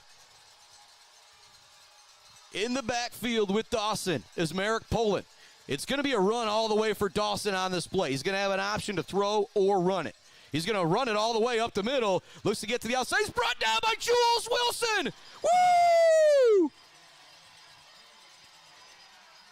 Jules Wilson with the tackle to force the turnover on downs. The Oilers stay up 28-0. They'll take over at their own 3-yard line. What a play from Jules Wilson. Wow, what a stop. Phillips with the big play on 1st and goal, and then Wilson with the 4th down stop. The Oilers continue to absolutely dominate this game defensively. Krazier comes back out at quarterback. At fullback and running back, you're going to have Brady Edwards and Graham Phillips. At tight end, you got Jack Mazurkovic. Here to the near side, it's Riley Olsen in the slot. Lined up wide, it's Zay Rodriguez. First down and 10 from the 3 for the Oilers. 4:13 left to go in the 3rd quarter. Run all the way for Phillips up the middle. He's going to be brought down, carrying a tackler with him to the 10, to the 15, to the 18-yard line. Graham Phillips with a big run, and this game has been all Oilers all the time as they stomp the ground in shocking fashion, because I cannot believe how much they have dominated the Lowell Red Arrows in this one. Go back in all of my time of watching high school football. You get to the state semifinals, I've seen a lot of 1-point, 2-point games with the Aggies back the last few years. I think of some really close games with Ubley. Think of some really close games with Ishpeming. Think of some really close games with Fowler last year. I think it was 17-16 win. But here in the state semis, the Oilers dominating up 28-0. Krazier pours this run up the middle for a couple yards. And right now, if you're the Oilers, you're just watching that clock. 3:25. 32 seconds on the play clock here. Think about that. Zaid Batchelder, baller of the game. Mr. Xavier Krazier has had an unbelievable performance. Weber Brothers Sawmill Timber of the game. Castellon has been unbelievable. Mumford Oil and Gas Supply assisted the games. That long pass from Krazier to Jack Mazurkovic. Bill's Custom Fab Fabrication of the game, the 90-yard touchdown run from Krazier as he looks to pour it up the middle here once again. Nice job by the defensive front of Lowell on this one as they pick up the stop. And there's a whole lot of red across the way here for Lowell, but I tell you what, they are very, very quiet at this point. And even some of the Mount Pleasant sideline is just kind of waiting with bated breath at this point for this game to end, because there's not really a whole lot of drama happening in this one. 3rd down and 5 coming up for the Oilers. They lead it 28-0. 2:23 left to go in the 3rd quarter. Zay Rodriguez lined up wide here to the near side. Single coverage with him and Bryce Lehman. Got to watch out for the speedy Rodriguez here on this 3rd down play if you're Lowell. They fake the handoff. Krazier looks to throw. It's an out pass to Rodriguez. Catches it at the 30. Looks to turn on the Jets, but they're going to corral him before he can turn on that 10-7 track speed. But it will be a 1st down pickup for the Oilers. 2:04 left to go in the 3rd quarter. A game that has been all Oilers all the time. What a dominant performance from Coach McIntyre, Coach Van Orman, Coach McLean, Coach Perrin, Coach Davis, Coach Sly, Coach Krazier, Coach Ted McIntyre, Owen Cole, and Bill Dennis. What a performance by that crew, having these youngsters prepared. What a game plan they have had. They lead at 28-0. Clock is moving. Crazier takes the snap. Hand off to Phillips. Brace one tackle and another. Stiff arms a guy. Stays on his feet down to the 40-yard line. It'll be another first down pickup for Graham Phillips. Coming into the game, Mr. Phillips had 71 carries for 452 yards and 9 touchdowns. He's now into double digits touchdown-wise, and he's now probably over the 500, well over the 500-yard mark, what he's done on the ground here today. We've got 1:28 left to go in the third quarter. It's all Oilers all the time in our state semifinals. They lead at 28-0 here on the Mid-Michigan Sports Network, coming to you live from our Barbary Law Studios, built by Konwinski Construction at Greenville High School's Legacy Field today. Crazier fakes the snap. Now we'll pull it back. Clock continues to run. 5 seconds on the clock. It's another handoff to Phillips. Great early block from Brady Edwards. Phillips across the 30, spins out of a tackle down to the 25-yard line. Graham Phillips getting stronger as the game gets longer. What you want from your senior running back. And as Brian Weifrich would say at Kelly Short Stadium, move those chains. Big shout to Brian Weifrich, Weifrich Financial being big sponsors of what we do here and sponsoring the Zaid at Batchel, their baller of the game. No, my main man Zaid is smiling down on high watching the Oilers absolutely boat race Lowell here in this one. Shotgun look for Crazier. The up back remains Brady Edwards, lined up behind the right tackle. Behind him is Graham Phillips. And they're going to get Lowell to jump off sides again here. Actually, never mind. It's going to be a false start that will back up the Oilers. So had a couple defensive penalties on each drive. First drive, the second half. Second drive, the second half. Now, first offensive penalty we've seen here with the false start. It's going to back up the Oilers 5 yards. 36 seconds left to go, third quarter. The Oilers lead 28-0. If they score here, it's going to be a running clock for Lowell the next time they get the football. Even if they run out of bounds, it's not going to stop. And with the rushing attack that they have, they're already in dire straits mode. I don't know what they're going to do. Brady Johnson in at running back now for the Oilers on this first down and 15 play. Fake the handoff to him. Crazier trying to find some room here on the near side. Gets away from the initial event. Spins around a tackler down to the 20, down to the 19-yard line. Xavier Crazier continues to show the electricity out there, and that will bring us to the end of the third quarter. The Oilers are 12 minutes away from heading to Ford Field to play for a state championship, and they are a boat race in Lowell. They lead at 28-0. Second down and 5 from the Lowell 19 coming up after this break on the Mid-Michigan Sports Network. Brad Malley Well Drilling has proudly served Mid-Michigan since the early 1990s. We are family-owned with 3 licensed drillers and over 100 years of experience. We specialize in 5-inch PVC water wells and systems ranging from 2 to 12 inches. Every well we do includes a 5-year warranty and 1-year parts and labor guarantee. We are available 24/7, and you'll always talk to a real person. Call Brad Malley Well Drilling today for a free estimate. Trusted service, generation after generation. Clark Modular Homes in Mount Pleasant are a one-stop shop from the buy, the build, and beyond with their fantastic service department. Stop in to see their selection and purchase options today on Pickard Road or visit them online at modularhomesbyclark.com. Clark Modular Homes, supporting Mid-Michigan youth in and out of the classroom.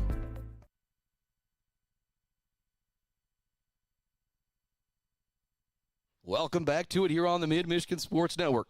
Start of the fourth quarter. The Oilers 19 yards away from making this state semifinal game a running clock. Crazier in the gun. Lined up next to him, the senior, Brady Johnson at running back. 3 wide receivers here to the near side. Run all the way for Crazier. Nice lead block from Brady Johnson. First down yardage for Crazier as he gets down to the 8-yard line. It's the 5th first down of this drive for the Oilers that started at their own 3-yard line with 4:13 left in the third quarter after forcing the turnover on downs from Lowell. And it's about the point of the game. If you're the Lowell coaching staff, Jacob Heingel and the crew, you're saying, well, boys, it's been a good season. Let's go out there and have some fun in the fourth quarter. 15 seniors for Lowell that have gotten to the state semifinals, but 23 seniors for the Oilers that might be finishing their career at Ford Field playing for a state championships. Phillips pours it up the middle, carrying tacklers with him as the senior tailback does down to the 4-yard line. Second down and goal for the Oilers. Again, when they score here, the extra point will make this a running clock. After that, the only thing that'll stop the clock be timeouts, penalties, and a turnover.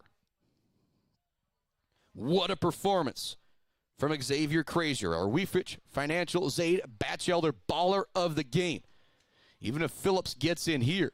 But a tip of the caps to Phillips and Mazurkiewicz for what they've done.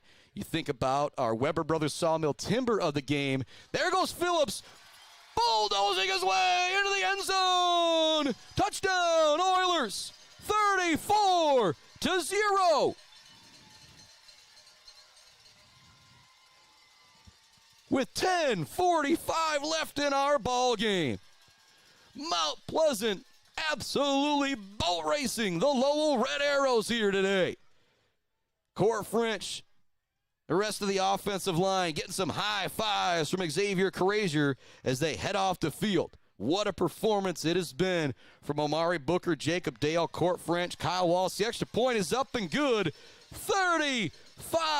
The Oilers are winners. We're going to call this final 10:45 a little bit of our Bird All-American Grill postgame show. And if you've joined us the past couple weeks, the reason why we're doing that is so I can head down on the field, go live on Facebook on the field with these Oilers, talk to Coach Mack, Coach Bubba McClain, Coach Krazier, and some of these youngsters about how they feel heading to Ford Field. Woo!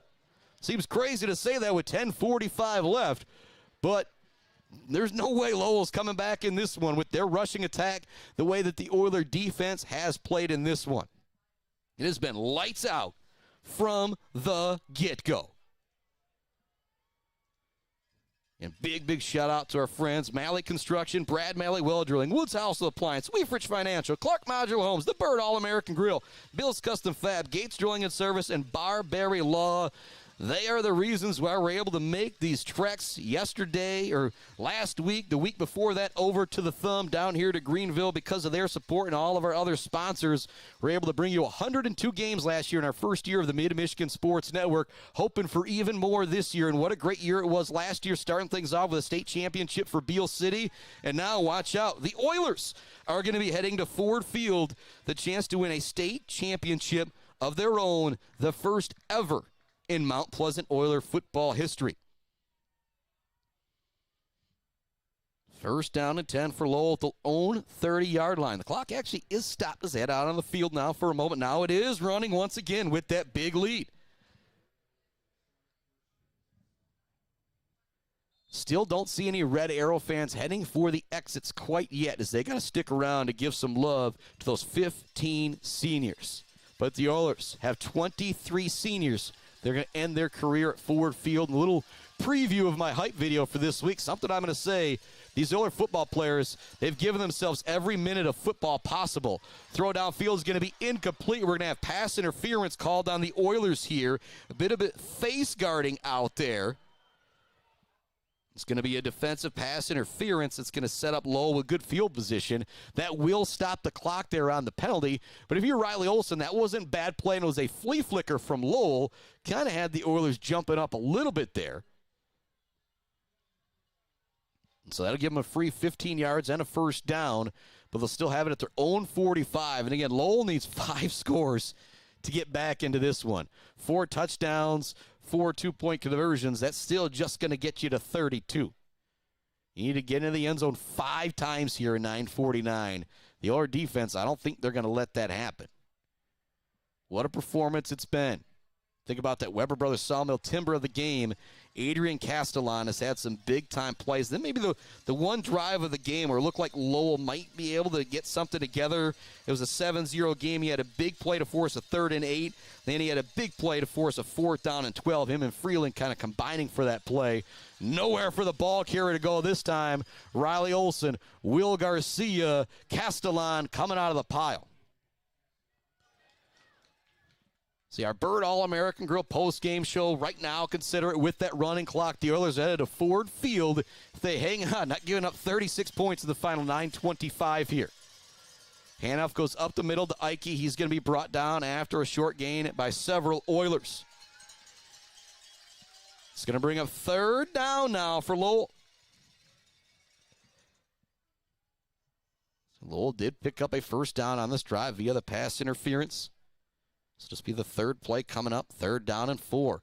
9 minutes remaining in the state semifinals. The Oilers lead it 35-0 here on the Mid-Michigan Sports Network. It's going to be a run for Dawson off the far side. He breaks through the open field for the first time. He's going to go to the end zone on the 49-yard touchdown run. That will stop our running clock here as Dawson gets into the end zone. His 49th touchdown of the year. 35-6 is the score. If you're Lowell, I don't think there's really any point in going for 2 here, but at least something for the Red Arrows to cheer about on the far side of the field. And if you're Coach McIntyre, maybe a little something to work on going towards the state finals next week, where the Oilers will be, unless something ridiculous happens here in the next little bit.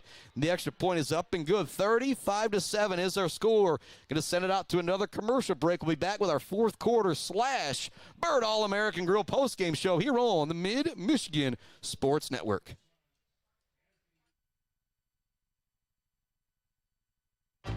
Bill's Custom Fab can handle any job you need, from large-scale steel building projects to fixing your favorite stainless serving pan. Bill's Custom Fab can weld and fabricate anything. Call today at 989-772-5817 or stop by on Gover Parkway in Mount Pleasant. Jenna Gates. And Kyle Gates here. We are the 5th generation with Gates Drilling and Service. We've been serving our friends and neighbors in Michigan since 1893. We have the latest and greatest well drilling technology, allowing us to put in wells where others can't. Lake lots and tight spaces are no problem. From our family to yours, thank you, and call at 989-772-7841 for all your well drilling and service needs. Gates Drilling and Service, where Gates goes, water flows.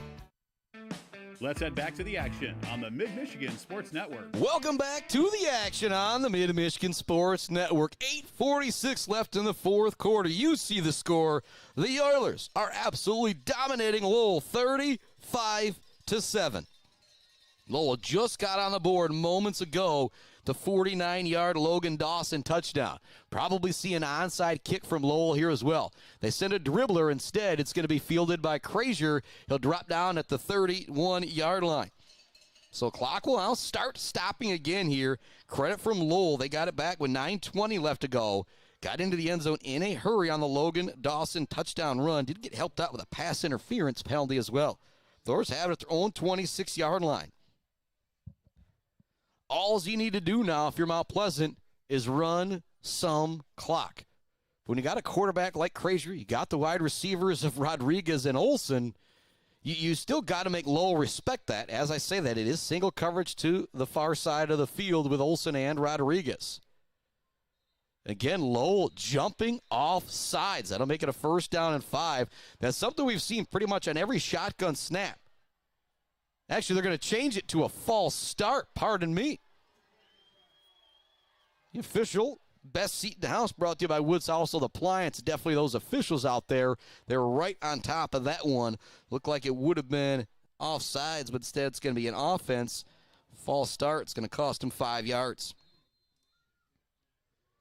Same formation, the 2 wide receivers to the far side of the field in the shotgun as Krazier. Lined up to his left is Graham Phillips. In front of both of them is the man behind the left guard is Brady Edwards. Handed off to Phillips. Phillips spins out of attack. We've got a flag coming into the backfield. Could be a holding. We'll stop the clock here for a moment. Waiting to see exactly what the call is here from the White Hat. 35-7. There's 8:38 left in the fourth quarter. The Mount Pleasant Oilers are going, it will be a hold to back up the Oilers here. Again, what we've seen from Lowell offensively, they don't have the attack to put up the points they need to in the amount of time that they have left. 1st down and 15 for the Oilers. It's going to turn into 1st down and 25 for the Oilers. Started this drive at their own 27, now backed up to their own 11-yard line. I guess say 26 to make it that 25 even there to 15. Jules Wilson coming into the game. So it'll be Jules Wilson, Riley Olsen, Zay McGinnis lined up on the far side of the field. At tight end here to the near side of the field, Jack Mazurkovich. In the backfield, it's Graham Phillips, Xavier Krazier. 8:28 left to go. The Oilers not with a great start here offensively this time. Crazier's going to run it here to the near side. Turns on the Jets. He might go again. He already had a 90-yard run. Now he's looking to go 89 yards. He's at the 20, the 10.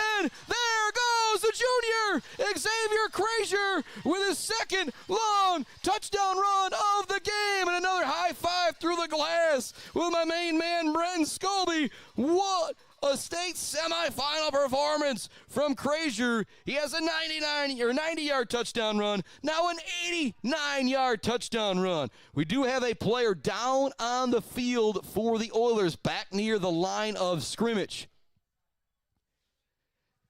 I'm waiting to see who that is. And they're getting up, and they're okay.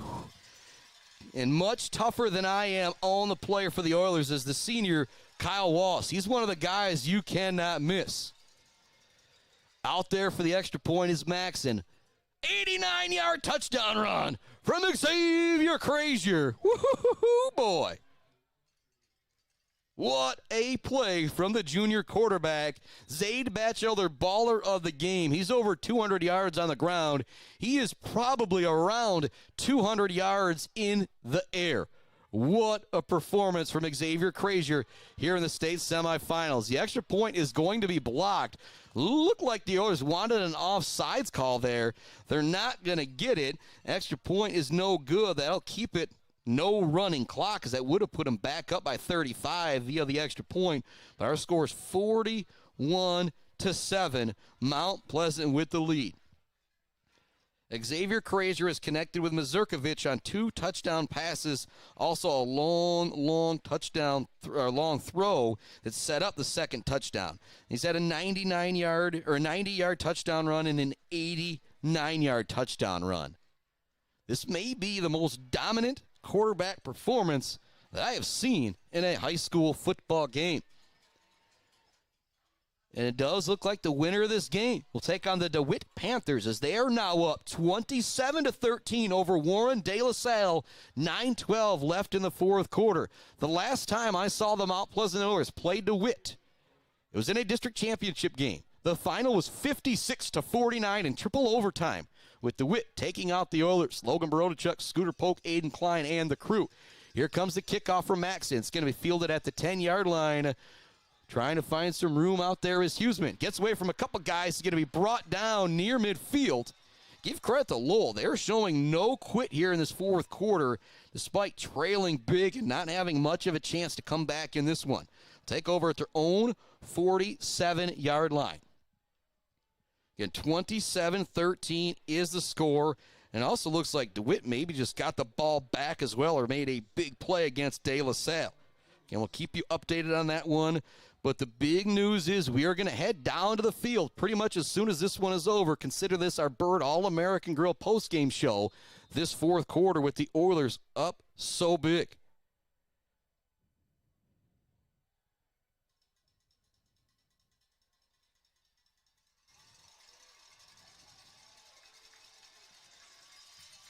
Shotgun look for Logan Dawson.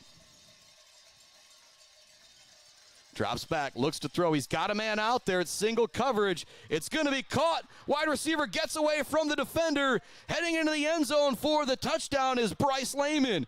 And Lowell refusing to go away with 7:53 left in the fourth quarter. Their second touchdown of the fourth quarter. Lowell answers back.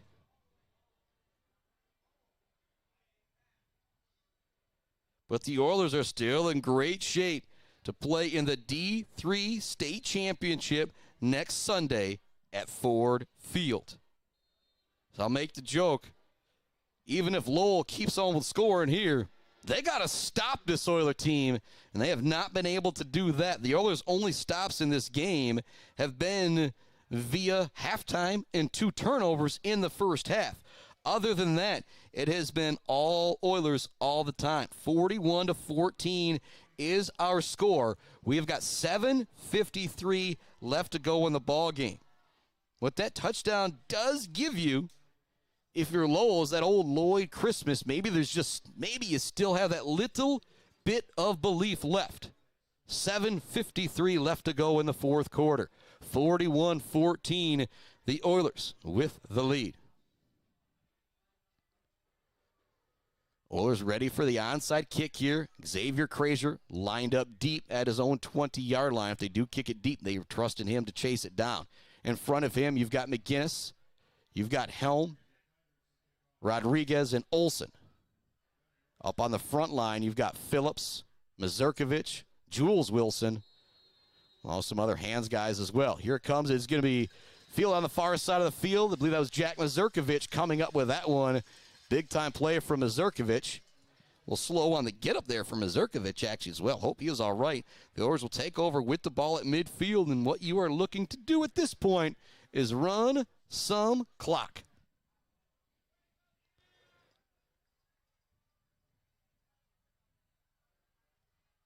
Does look like most of the starters going back out there offensively.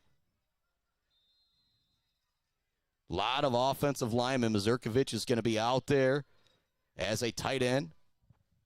Also a couple big tight ends out there as well, and Brady Edwards and Ben Mora. Pistol look for the quarterback. Switching sides from the left to the right is Graham Phillips. Handoff will go to Phillips. He breaks away from the tackle at the line of scrimmage and be brought down at the 40-yard line. Clock might stop for a moment with the first down pickup. Krazier headed here to the near sideline to get the play from Coach McIntyre, and they will take all the clock they can before they run this play. There's 7:40 left to go in the ball game, 25 seconds on the play clock here. Again, I'll say it, said it a couple times. Krazier hasn't been all state in this one. He's been all American in this state semifinal game. He's even thrown a pick, but still, he's had 2 long touchdown runs. One for 90 yards, one for 89 yards. He has thrown some beautiful passes. He's got 2 tutties, both going to Jack Mazurkovic. Phillips is going to be tripped up at the line of scrimmage, but he does a good job falling forward to pick up a couple extra yards there. And again, the clock continues to move. That's what you want if you're Mount Pleasant in this situation. Keep that clock a-running and get into the end zone at some point here to really leave no hope left for Lowell when they get the football back. Same tight formation. Lined up here to the near side, it's Edwards and Mora. Krazier letting that play clock continue to run down, switching from the right to the left of the quarterback is Graham Phillips. They fake it to Phillips, looking for some room is Krazier. He's going to be stood up at the line of scrimmage. Nice job by the Lowell defensive front that time. Much love going out to Kenneth Egger, DDS, the Fisher Companies, Gross Farms, Brad Gross Electric, Schaefer's Bait and Sporting Goods, Almost Up North, Stitches for Britches, Doozy's Ice Cream Place, Boomer's Lawn Care, Barry Funeral Home, Dog Central, Sydney's Judge's Bench, the Beale City Village Store, Smith & Sons, Mount Pleasant Heating and AC, the Isabella Community Sportsplex, along with the Dance Again, Dress Consignment Shop in Wademan, and CNC Enterprises, your headquarters for all things Red Wing and Irish Setter Boots and Carhartt. And also much loved, Martinez Lawn Care, Bogwai Bang Gun Bradley, Powell Frame and Collision, Dick Silva Auto Sales, Brickner Bunkner Insurance Group, Block Electric, The Diner, WW Construction, All Seasons Fireworks, Pure Plumbing, Hang by a Thread, and GNS Mechanical. The ball is on the ground. Krazier is able to dive on it to save possession for the Oilers, but that will bring up 4th down and long for Mount Pleasant. You got the ball at the 40-yard line here. Probably will punt this one away with Riley Olsen, but again, where you are on the field, if you're Coach Mack, you could consider going for it here if you wanted to. And by the look that Coach Mack had with the official, I think they're going to run this clock all the way down, and we'll see McIntyre call a timeout. 13 seconds left on the play clock, 5:17 or so left to go on the actual game clock here. So they will run it down and take the timeout. So Zay McGinnis and the crew heading to the sideline. We'll head it off to one more break. 5:07 left in the fourth quarter. Back with more of what I'm just going to keep calling our Bird All-America Grill postgame show. The Oilers looking good shape to head to the state finals. They lead it 41-14. 5:07 left in the fourth quarter. Back with more right after this.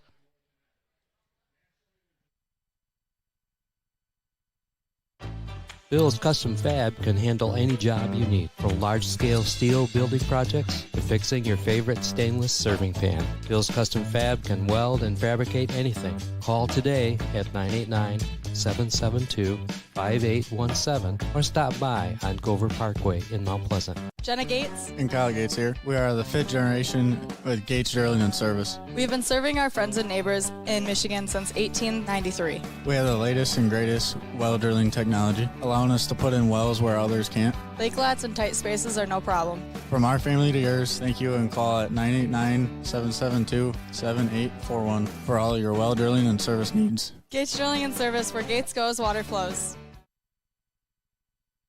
Riley Olson punts this one away field on the far side of the field. The returner finding some room here to the near side, finding some room. The Oilers do a good job stretching it out, but push the return man out of bounds. It'll be 1st down and 10 for Lowell. See exactly where they spot the football. Be at the 25-yard line. Looks like we've got another timeout on the field coming from Mount Pleasant with 4:55 left to go. I think Coach McIntyre wants his team to know, like, hey, if you get a stop here, we're a couple first downs away from heading to the state finals. There's 4:55 left to go in quarter number 4. Lowell takes over their own 25-yard line. The last 2 times they've had it, they got into the end zone. 49-yard touchdown run from Logan Dawson, and then a long touchdown on the pass their last time they had it to cut the deficit to 41-14. And they actually force a punt from the Oilers as well.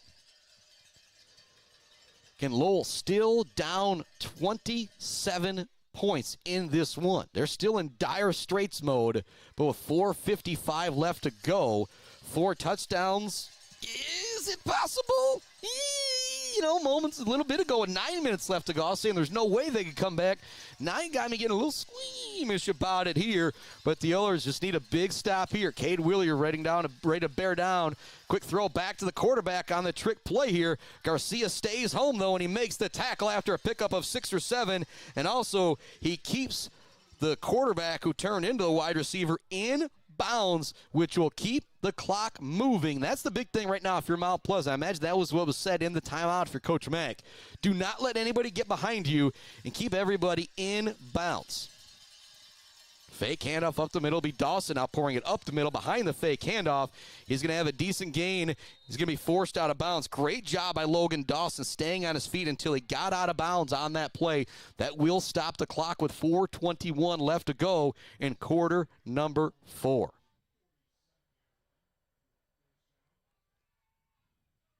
Heading up to the line of scrimmage is Dawson. Fullback lined up 2 yards behind him in the I formation. They hand it off to him. Short gain. There is Castellan once again with the tackle. It'll be a decent pickup. But again, if you're Mount Pleasant right now, if you're Coach Mack, you're even saying, like, I don't think you're saying you don't care if they score, but keep everything in front of you. Do not let them get out of bounds. 3 timeouts remain for Lowell. They trail by 27 points. The Oilers have absolutely dominated in this one. They were up 35-0 with 9:20 left to go in the 4th quarter. Throwing is Dawson. Slings it over the middle. It's going to be almost intercepted by Noel Helm. He will knock it away. It'll stop the clock. 3rd down and 4 coming up for Lowell. 3:36 left to go in the 4th quarter. And as I mentioned, our update will be down on our Bird All-American Grill postgame show going on right now. We'll be headed down to the field for the postgame to see that trophy presentation for the, well, I guess there is no trophy. The only trophy left to win is that state title. 3 wide to the far side for Logan Dawson. He's lined up in the shotgun. In the backfield with him is Ike. They want to throw it over the middle. It's going to be caught for 1st down yardage. But again, the Oilers do a great job keeping the receiver in bounds. And it's now 34-13. DeWitt is up over Warren De La Salle. And so it looks like it will be DeWitt and the Oilers next week in the state championship. DeWitt is up 34-13. Quick throw here to the near side. Caught, but there is a tackler right away. Great coverage defensively from the Oilers. That was Chase Willie, the sophomore, coming in to tackle the ball carrier. And the clock continues to move.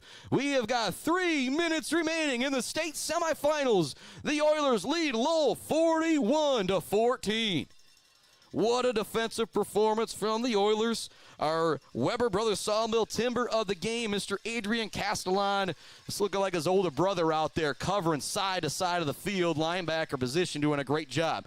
Run up the middle for Ike. He's going to be brought down at the 20-yard line. But again, the Oilers keep him in bounds, so the clock will stop for just a moment as they reset the chains. Our Bills custom fabrication of the game, we got to have two of them. A 90-yard run from Frazier and an 89-yard run from Frazier. Those both have to be our plays of the game. And our Zaid Batchelder baller of the game, brought to you by Weefrich Financial. Dawson pours it inside the 10. Again, no quit from this Lowell team as they pick up their fourth first down on this drive. It'll be first down and goal, 2:25 left to go.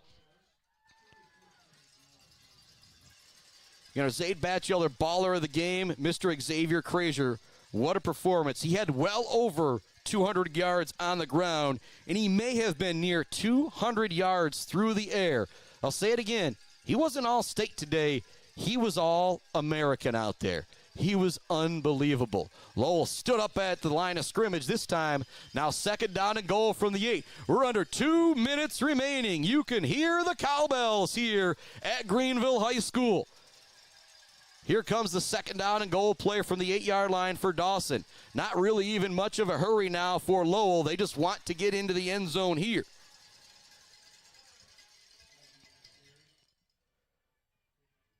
No timeouts coming from Lowell in this situation. Down 27 with 1:30 left to go. And 34-13 is the score. 6:28 left to go in the fourth quarter there.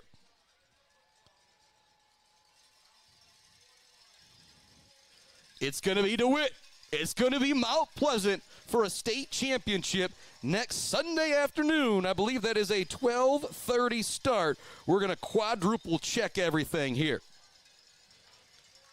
Nowhere to go on the third down and goal play. That's going to bring a fourth down. And we're under a minute remaining here in the fourth quarter.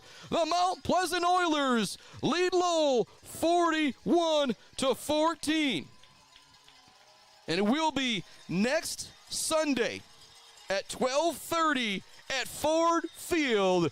You'll be able to get your tickets soon, folks, as you got to follow the Oilers for the state championship next Sunday. 30 seconds remaining. See if the Oilers can get another turnover on downs here. Dawson brought down by Hope. No, he gets away from Hope. Throws to the end zone. It's going to be caught for a touchdown. What a catch from Lehman. His second of the fourth quarter. It is now 41-20, but there's just 27 seconds left to go. Just allows for a little bit more celebration of our Bird All-America Grill postgame show here on the Mid-Michigan Sports Network. Next Sunday, 12:30. The Oilers will play for a D3 state championship.